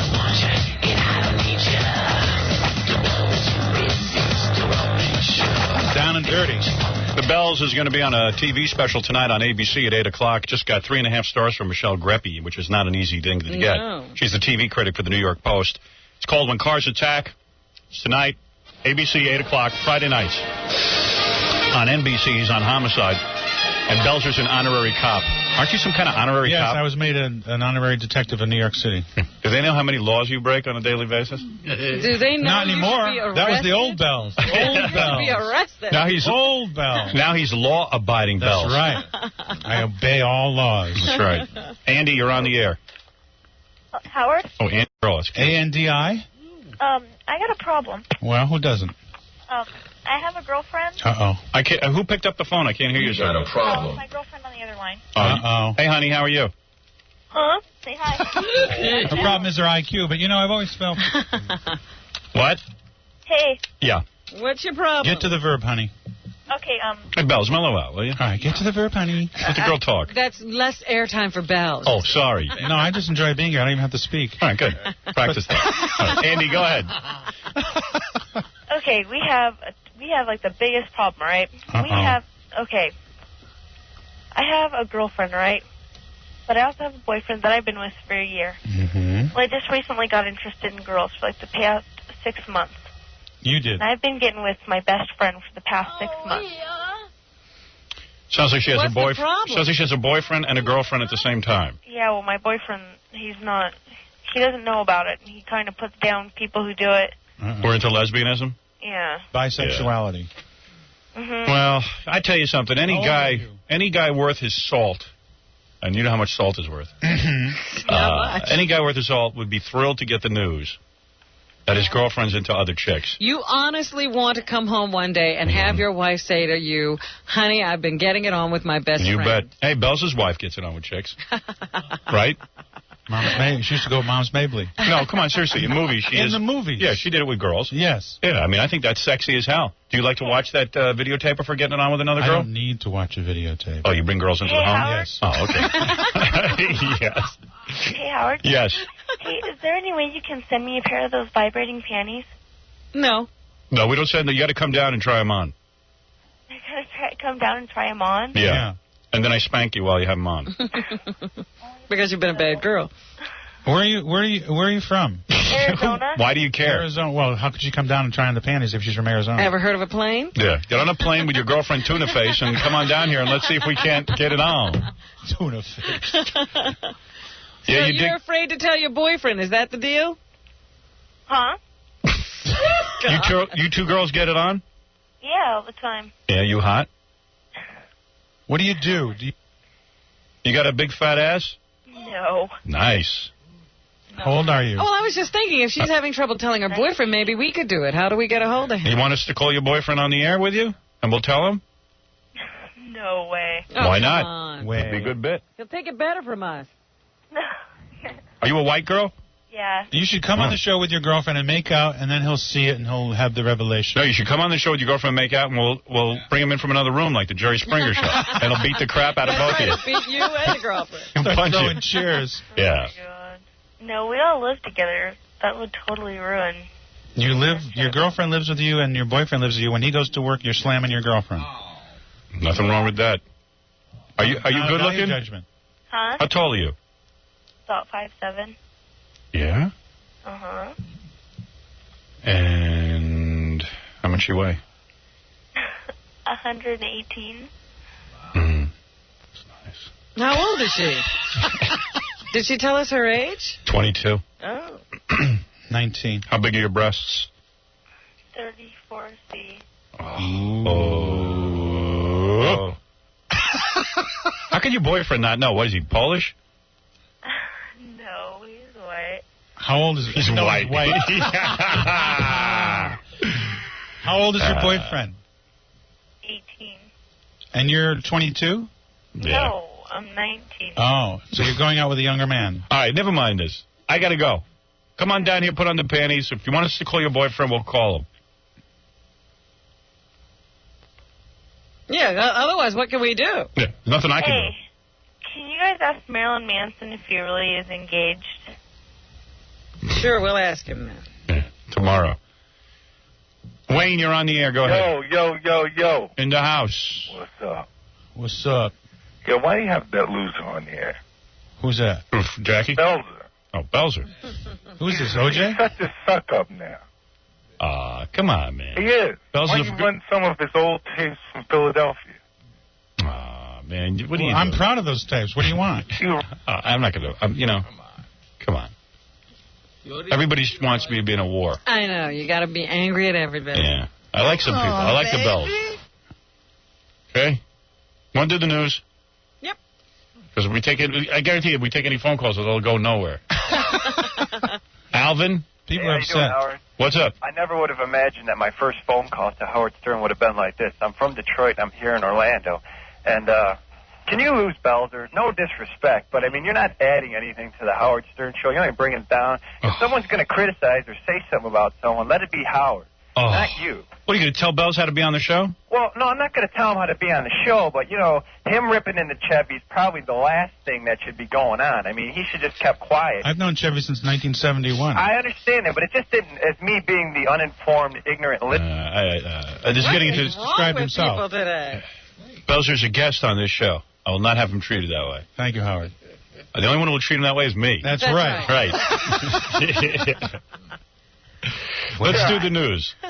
Yeah. My two fans call. Yeah, well, here's a guy. His guy says he used to manage you. Bill. Really? Bill, you used to manage the Bells? Yes. Billy Del Giorno? Yes, sir. My brother. How are you, pal? How are you, buddy? Why'd you fire this guy, Bells? Well, I moved away, and I didn't fire him. We're great friends. Yeah, we're great friends. I just lost his number, and I want to give him mine so we can get in touch. How you doing, Billy? Pretty good. Yourself? You out in Jersey? Yeah. All right, buddy. How's everything? I'm all right. I'm two guys who have nothing to say to each other.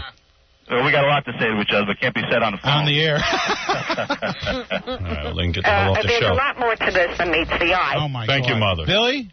I hung up on him. Oh, Guy's a loser. No, he's a good guy. Is he a good guy? Yeah, he's a great guy. All right, he's a winner. What can I tell you? You guys could take that Tell off him the to air. call the show back and give the number. Okay. All right. Billy, call back the show and give Bells the number. He wants to get in touch with you. Thanks for calling. Yeah, right. Like Bells will ever call you. No, okay. no. Will you? You really like this guy? Was a good guy. He's a good guy. Okay, good guy. You will call him. Yes. All right, let's get to the news. And also remind everyone that the Bells is here because. And who's screening these calls and getting these people to say bad things about me out there? No one Bring can them in get. here. No, come on. Bring them in here. Come on, man. Mellow out. When Cars Attack tonight on ABC at 8 o'clock. Check it out. It's supposed to be real funny. That's a wild title. Yeah. When Cars Attack. What is it? Footage of cars? Like crashing? It's all these spectacular accidents, but the cars are the ones that cause it, not the people. Cars commit suicide. They go into each other. They throw the drivers out. They go up. But it's real footage. Yeah. Some of it's staged, but a lot of it's real. Wow. But it's all based on real stuff. Not really. Oh. It's a mockumentary. A mockumentary. But okay. I think Right, don't talk us out of it. We're all going to watch. No, it's very funny. Whatever mindset you bring to it. You got any Princess Di footage in your special, like a reenactment There's of that? one tunnel shot. No, just nice. No tunnel shot. No, oh, that'd be great. Why? Is that taboo? Is that a bad thing? No, if she had a seatbelt on, we wouldn't be. Really? Is there blood on this show? Bonjour. Au revoir. Are we going to talk about how he made the news today? Who did? Yeah, I was just trying to the news today? figure out how to handle Feeling that. funny about it. Let's hear it. No, here's the deal. Can I start this? Sure, you can go ahead. Patrick Ewing is leaving his wife. He is? And there was a rumor that he was dating one of the Nick City dancers. Right. And one of our interns is a Nick City dancer. And it turned out it was her, because she's all over the newspaper. Oh, my God. But no one knows if he really did date her. And nobody knows if this is why his marriage is breaking up. Right. So these are just rumors. So it was kind of uncomfortable because yesterday she was here. And she's a really sweet kid. She still works here? Yeah. She's not here today. Did you ask her? Nah, we didn't ask her. She was having a tough day. We couldn't. How can you do such a thing? Was the press hounding her? Yeah. Really? Yeah, pretty much. Well, his arm's broken. He's got nothing to do. Yeah, whatever. I mean, hey, look, so it was kind of weird and everything, so... Yeah, we're right in the middle of this, and we don't even know what we're into. I'm kind of protective of the interns because they're kids, and, their parents send them here. They work very hard here. So it's, really weird. We didn't want to, torture her because she just happens to work here. Mm-hmm. Well, there were, a bunch of things happening all at the same time. Yeah. She came here to work. Mm-hmm. We got her on the air one day. I don't even remember the premise for bringing her in. That's just that she was a Nick City dancer. Yeah, I wanted to check her out because she's real hot. Yeah, and we just started talking to her, and innocently, the question comes up, do you date any of the team? Yeah. And she said no. And then somebody called in who was a friend of a friend. Ooh. And said he knew that she was dating Patrick Ewing. She again denied it. But then we found out that she was let go as a Nick City dancer? Yeah, I didn't know anything about that, and that pisses me off because they let her go because she was on my show saying she was a Nick City dancer, and I got to tell you something. That's bull. What's wrong with that? Yeah, that's bull, man. And I'm pretty pissed. Go. Oh, she wasn't? She wasn't let go, but I will tell you that you're on the right track. She they gave her such a headache about it that she just felt that it wasn't worth it anymore. And she resigned? And they made her feel so bad about it that she resigned. That's terrible. Yeah, it really sucked, man. The whole deal sucks. She was bummed. She'd been there for 7 years, and she didn't really want to leave, but they made her feel so bad. And then everyone was... Because all she said was, I'm a Nick City dancer. That's horrible. They felt she had embarrassed the Nick City dancer. Yeah, I don't think that was it. I think they were looking to give her a hard time, get rid of her, because... Yeah, when Patrick do they Ewing not rumors. want publicity? Yeah, I tell you, there was something weird going on with all of this. So we still don't know the real story? No. For public attribution? No. And because she works here, I'm not going to pressure her to come on the show and tell us about it, unless she wants to. You know what I mean? But if she should want to give an interview, we should be the first. Yeah, in all fairness, I would be really kind of hurt if she went with somebody else. I know Richard Johnson's trying to get the scoop. We should have the scoop. Yeah. No offense to Richard. If there's going to be a scoop. We're not giving this to Richard. Who's Richard Johnson? Page 6? Page 6, great guy and everything. Real nice guy to me. But I tell you the truth, she's my intern. But I'm not going to sit here and pressure her Like, if she wants to come on, fine, cool. Let's talk about it. Hello, Monica. What are you wearing? Oh, sorry. By the way, she happens to be a really good intern. Yeah. Patrick Ewing is 7'5", and she's like 4'10". 7'5". I think you've exaggerated. 7'1". Just a little bit. I can never picture the two of them together. I really could. Can you Did you picture see that those two sumo together? wrestler and his wife? Can you picture those two together? I would love to see that.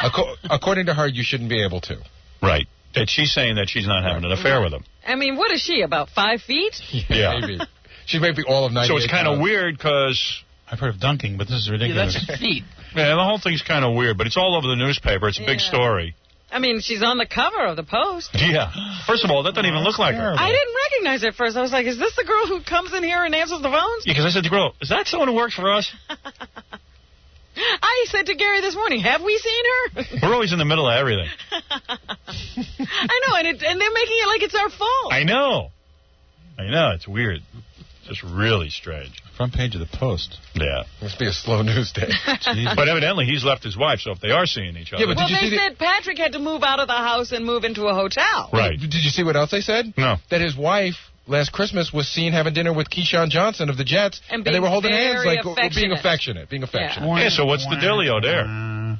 Obviously, there were problems before. Right. So she's not the, she ain't the cause. She's the cure. Yeah. Well, there you go. We're in the middle of a scandal, and So- we're not even sure. Right. If Heather's ready to talk, she'll talk to me. I mean, I feel now a little bit more sympathy for the president. Yeah. No, Monica, we can't see. I feel real bad for the president. I was explaining to Belzer during the commercials what goes on. Here it is. All right.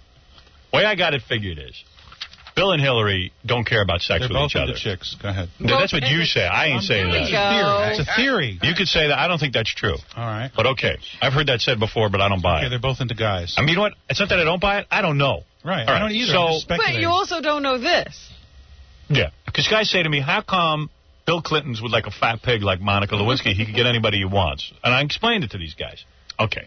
He's the President of the United States. High-profile jobs. Got to keep up the appearance that he is faithful to his wife. And has a whole family thing going on. Right. So what happens is...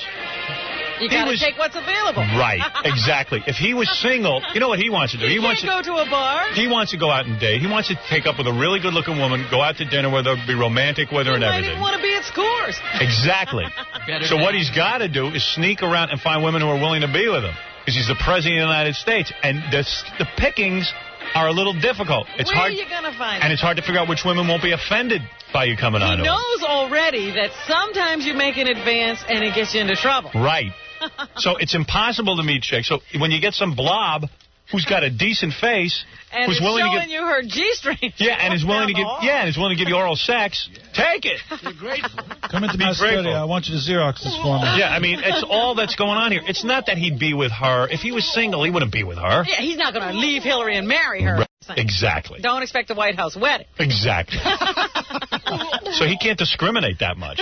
He's got to take what he gets. No discrimination at all. No, he'll take, because you see some of these girls he's screwing, it's like, yikes. Couldn't close my eyes that tight. Yeah, you bet. You'd have to crazy glue your eyes shut. That's it, man. Quantity. Give me a break. Yep. So anyway, the latest, did you see yesterday Monica Lewinsky's mother, Marsha Lewis, was in the grand jury room testifying? Yes. And broke down. She couldn't take it. They say that she got so distraught they had to bring in a nurse. Oh, my God. Wow. Oh, nurse. Now, here's a bit of news. What? My daughter, my youngest daughter, went to high school with Monica Lewinsky at Beverly Hills High School. They were in a play together. Yeah, and? She knows nothing. Give me some details. What kind of story is this? That, the girl was very, shall we say, ambitious. Is that right? No, you know you're making stuff up. This is true. Really? What did your daughter say about her? Dateline called my daughter. Yeah. And asked her about, what about Monica? Mm-hmm. And she just said that Monica was into show business and got attached to Tom Hulse, who was doing a play at the time when... Look, we don't have a list of people I can't cover your lawsuits, okay? Please. Anyway, she would attach herself to people in show business. She was a star. What's the term? Star effer. Star effer. Your daughter felt that she was a star effer. Well, my daughter didn't use those terms. Right. Because she's very demure. But she was very aggressive about getting around men of glamour. Okay. Thank you. Is that as oblique as I can be? Exactly. So anyway, her mother broke down, and they had to end her grand jury testimony early yesterday. She walked out of the grand jury room shaken. Now you see a lot of people saying, look, it is horrible to ask a mother to testify against her daughter. How can you do that? And your daughter's going south on who? And isn't your daughter, in fact, going south on Bill Clinton? I don't want to answer any of this. I don't even want to know this about my daughter. Don't ask me to testify about my kid's sex life. Isn't there a law that a mother can't testify against her daughter? No law. That's husbands and wives. Robin's mother's testifying against her right now. The reason that this has come up is because she almost seemed to be a third party in the taped conversations between Monica and that Linda Tripp woman. Oftentimes, during those phone calls, that Monica would put Linda Tripp on hold Conference her mom? answer a call from her mother, and then come back and give Linda information about what her mother thought of their plans. This is getting very complicated. So they think that she may have first-hand knowledge of her daughter's relationship with the president. Let me ask you something, Mother Lewinsky. Did you, in fact, look at your daughter at times and see sort of a glazed look on her chin? I don't understand what you're asking. In fact, was her chin very glazed? I don't understand what you're asking. You say you don't understand what I'm asking. You want me to get more graphic? Is that what you want? Would it be fair to call your daughter Monica Bluklinski? Oh! Now, this poor girl, Monica. Have you ever seen a glazed donut? Yes or no? What's going to happen to this girl, do you think? I believe she'll become a millionaire. Well, Bob Guccione has offered her $2 million to pose in Penthouse. And it was Penthouse. He doesn't want her in Penthouse. And he should put her in Penthouse, and she should take it. Take the money and go to Europe and disappear. Right. He's talking about a $3 to $5 million book deal. There you go. Take the money and run. She should take the money and leave the country. Right. Get some surgery. Oh. So she becomes unrecognizable. You know, Scandal is not as bad as it used to be. I mean, there's no days No, but I mean, Heather she can't go anywhere for the rest of her life. There'll be photographers hounding her. Oh, stop it, You don't Bell. think? Hey, look at the girl who was outside her house. Look at the girl who was the secretary for Oliver North. She did very well. She married that guy and got on heroin. There you go. She did well. She did well. But Jessica Hahn does fine. Yeah, she got a guy supporting her. All of these people do fine. Yeah, she's done great. She's got a guy who produced Married with Children, and he bought her a house. Oh, great. Gave her credit cards and cash. Good for her. And there you go.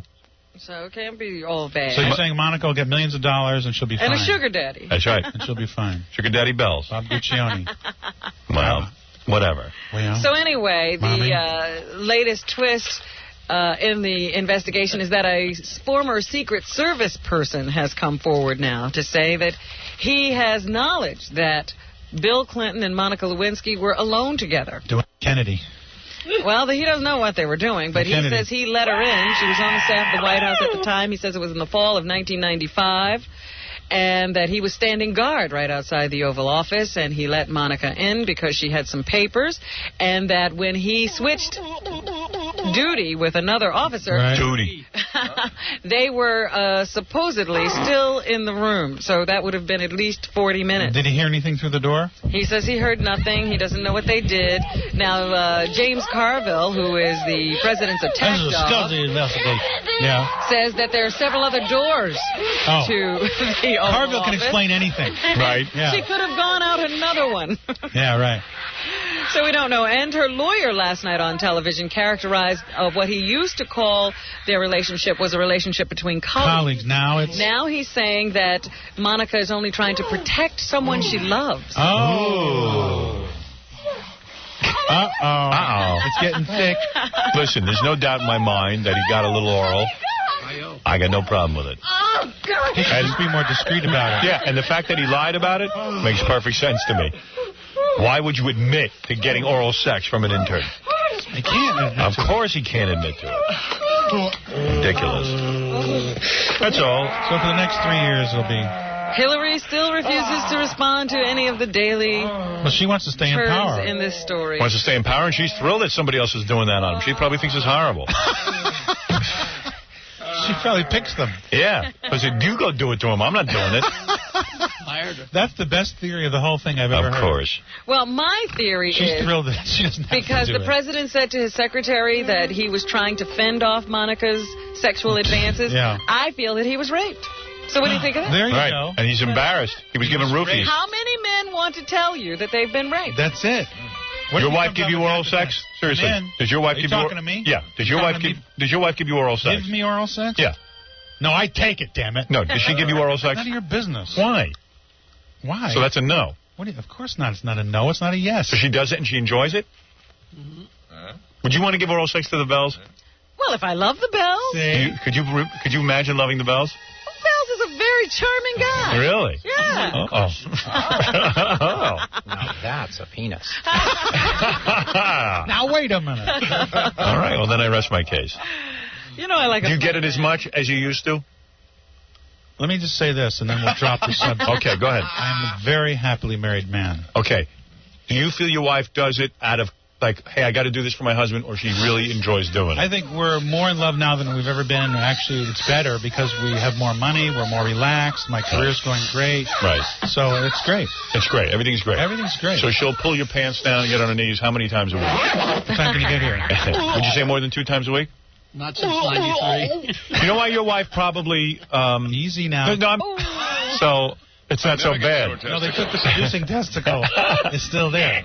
The producing I testicle? still have the good testicle. You do? Okay. Yeah. All right, whatever. All right. Obviously, it's private. Well, you know, they don't spend an inordinate amount of time together. It's not like some married couples who see each other all the time and get bored. Yeah, we have a very romantic marriage. Do you? Oh, good. Right. Do I make you horny, baby? Yes, Tom. Yesterday, President Clinton was somewhere, and he was giving a speech. I guess it was a very partisan crowd, because when reporters tried to interrupt the president to ask questions about the affair, the applause was deafening, and the reporters couldn't get their questions answered. Wow. We have a little example of that. Play Number 4? Number 4. All right. This is an interesting phenomenon, isn't it? Yes, it will be interesting. Americans are growing up a little bit. It's all right. Let him ask the question. I'll take the question. Go ahead. He's so cocky now. Yeah, he's got a 79% approval rating. Yeah, I'll ask the question. Keep applauding. Very good. Robin, is there anything left in the news that we haven't touched on? Yes, in Maine they have repealed a gay rights provision. Oh. So no longer do you have gay rights in Maine. Almost. Now that's a penis. Hey. Goodbye, England's rose. Why is it the gays have no rights?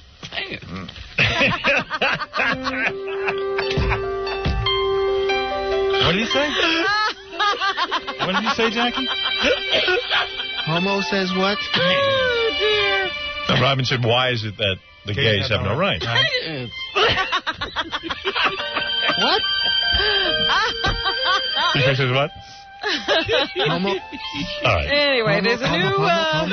I know we've all been waiting. There's a new Adam Sandler movie out. Oh, good. This sounds great. It's called The Wedding Singer. It opens in theaters tomorrow. How'd they get Drew Barrymore for that? I guess she wasn't doing anything. Yeah. And they asked Adam Sandler if he's much like his character in The Wedding Singer. Yeah, Who gives a crap? I don't know. No, Robbie's a nice man. You know, a guy who he's got his act together. Cool. I'm working on getting my act together. Robbie's a good man. Like well, why don't you just act like Robbie all the De Niro time? now. The character's a real flesh and blood thing. De Niro, it might have been a legitimate answer to that question. Exactly. Are you like your characters? A little bit. Little bit. Well, here's a production audio scene from The Wedding Singer. Maybe you'll... Production audio? Yeah. Right. Get turned on by this. Maybe we'll get into the movie. Let's give it a shot. Who knows? All right. You're the wedding singer. Yeah. How you doing? I'm Robbie. I'm Julia. I'm actually waitressing at your wedding next week. Cool. That's a beautiful ring you have there. Are you getting married soon? Check, please. Actually, I don't know how serious the guy is who gave this to me. Right now, I feel like I'm doomed to wander the planet alone forever. Why don't they clear their throats? I don't know. It sounds like they're partying all night, and then They don't have any way to clear their throat. You on drugs? It's a good script, though, man. The writing's incredible. I'm married. I don't know. Hey, don't put down the screenplay. That's beautiful. That's beautiful. And they're two talented people. Yeah, very deep. That's the problem. I think they're the type of actors that would turn down a bad script. Dustin Hoffman has a new movie coming out with your friend Barry Levinson. Right. Here is Sphere. Dustin Hoffman on director Barry Levinson, who worked with him on Sphere and on Wag the Dog. Yeah. I would have liked to have been in Wag the Dog. That was a great movie. Yeah. Thank you, Barry. I was a little busy. We get each other without talking. It's like any relationship. Oh. You know. No, we don't know. Tell us. Yeah, why don't you tell us instead of saying you know? What are you, a rap star? You know what I'm saying. Who are lucky enough to be involved in a good relationship. What, is he married now? Yeah, he's married to Barry Levinson. The best part is that not only do you laugh at the same stuff, and are you kind of They can't go to by Maine. the same stuff. Yeah. And it's the same stuff that moves you. Yeah. It's the same stuff that... What's he talking about? He's a bore. You ever met him? He's a great actor. A great actor, but a bore. Yeah, as long as you stick some words in his mouth, he's fine. He's wonderful. What a dick. That's a great movie. Cheers. Barry Levinson. We always toast Barry Levinson. Ah, shut up. Oh, he's the greatest. Yeah. Toast him on your own show. Here he is on the characters in Sphere. Who's this, Barry? No, Dustin. this is Dustin. Oh, Dustin again. These people that do this, and I met a couple, and I talked to them, always get there after the disaster has happened. So it's very easy to be cool. It's like hospital attendants or people that have to make decisions. What is this guy talking about? I don't know. That's why I pull these things. He makes no sense. Triage or anything like that. Forget it, man. I ain't going to bore people with this guy. Yeah. Where was he in that tunnel? Dr. Joy Brown has a new book called... Who's that? One of these psychologists. Yeah. He's a dickweed. What's the premise? Dating for dummies. Oh, then I can read that. She says it's different than the rules and that it's for everybody. So here is Dr. Joy Brown on when you shouldn't be dating. Basically, in a word, when you're needy. No, when your wife tells you you can't. Yeah, when you're married. If you just lost your job or your house or your mind or your dog or your boyfriend or your parents or your hair. This is not a good time to be dating. You just lost your hair. Don't go out. If you have chemo. If you've lost your boyfriend, what are you supposed to do? How are you going to find another one? Yeah, who's she going out with? Henry Kissinger? Here's Joyce Brown, or Joy Brown, whatever her name is, on the pressures of Valentine's Day. Valentine's Day is kind of a mini New Year's Eve. It's really a very difficult situation for a lot of people. If you're in a relationship, the expectation... I don't know what she's talking about. What did she say? Lana Bell's just watching me. I'm taking the tapes and I'm slamming them into the walls. I get so angry. Really get out of hand, especially if you're somewhere near the 6 to 9 month to 1 year mark of do we fish or cut bait? Is there going to be a ring? Lost with another cliche. This is a time where... Oh, is she married? She must make her husband's life really long. Honey, put the worm on your penis and let's go fishing. Yeah, here. Get rid of that. She's a bitch. Well, I guess we won't be getting that book. Huh? No. All right. And today is National Freedom Day to marry. Yeah. I'm already married. You're already married? Yeah. Well, then you're free. Thank you. You're free to marry today? Oh, that'd be great. San Diego gays are celebrating National Freedom to Marry Day. At the San Diego Zoo. Hello, There's going to be a number of events throughout the day. Cool. Good. And they are encouraging everyone who supports them to wear the lavender knot. The lavender knot? Where? Where do you wear it? Where do you think? Where do you think? All right. So, and a spacesuit. Wear that. Don't shove it down my throat. We wish them good luck. Yeah. Yes. In their, Happy hunting. In their search for freedom. I'm not against that. We are gay friendly. Yeah, we are. On this show. Oh, yeah. We're all for gay rights. I'm into it. And one other thing, I don't know what is on the Titanic soundtrack, but it is selling like hotcakes. Celine Dion doing that horrible song. Pearl Jam just released their, first album in a long time. It was the first week of sales, and they found out, they made a lot of money. But they sold 358,000 albums in 1 week. Wow. But that still wasn't enough to fend off the Titanic soundtrack. Wow. Which sold 500,000. Jesus. And that's been out a while. Yeah. And that's been out. Last week. Have you seen that movie? Yeah. Is it any good? It's all right. I see you've changed your opinion now. It's good. It's good. I enjoyed it. My dad pointed out how stupid it was, and now I'm seeing how dumb I am that I fell for it. You know, remind me tomorrow, Robin. Get my dad on the phone. Let him rag out on it.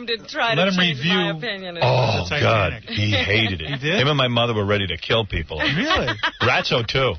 Ratso didn't like it? He stood up at one point. He says, die already. Let it sink. Hey, don't tell me how the movie ends, because I haven't seen it. I won't tell you, man. Hey, I got to talk to Ratso. Tell him to call me. He doesn't like you anymore. Yeah. Since you got Hollywood. He's my buddy. Yeah. Is this Titanic? Yeah, this is good. You're gonna drown. Leonardo DiCaprio's on. He's got a big piece of wood, right? Yeah. Puts his girlfriend up on it, and he dies. And it's like, dude. He stays in the freezing water. Yeah, well, like, why don't you just climb up on the wood and you'll live?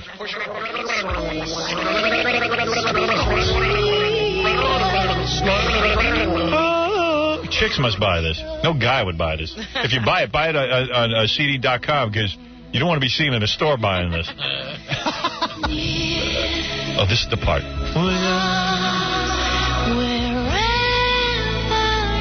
Is that Celine Dion? Yes. Oh. You are correct, sir. What do I win? You're right, sir. All right, let's get out of here. That's it, folks. Let's remind everyone that the Great Bells will be on When Cars Attack tonight at ABC, 8 o'clock. Homicide Friday nights on NBC. Belzer is an honorary cop. Yeah, I want to say hello to Frank Farrow. Well, do that on your own show. My AD. who always works so I can come and see you, Howard. Beautiful. And the best crew in television, the Homicide crew. Okay. Chevy Chase, thank you for calling in. An award. Yeah, you think you won an award. Well, you got to thank these people before the awards come. Chevy Chase called in, really worked things out. He's in our good graces now. He's in our good graces. The classic movie Caddyshack airs this Saturday night on ABC from 8 to 10 p.m. What else can I tell you? I can tell you that Jackie the Penthouse joke page Martley has come up with something totally original. What's that? Not his act. Oh, boy. His joke button CD-ROM for Windows has over 330 filthy jokes. Oh, good. Only $12. Day of the week. Only $12 plus $4 U.S. shipping, plus a free cackling screensaver. Oh, that's good. Yeah, buy two, get one free. Jackie's laugh? Is that what you get? Yeah, call 1-800-323-KING.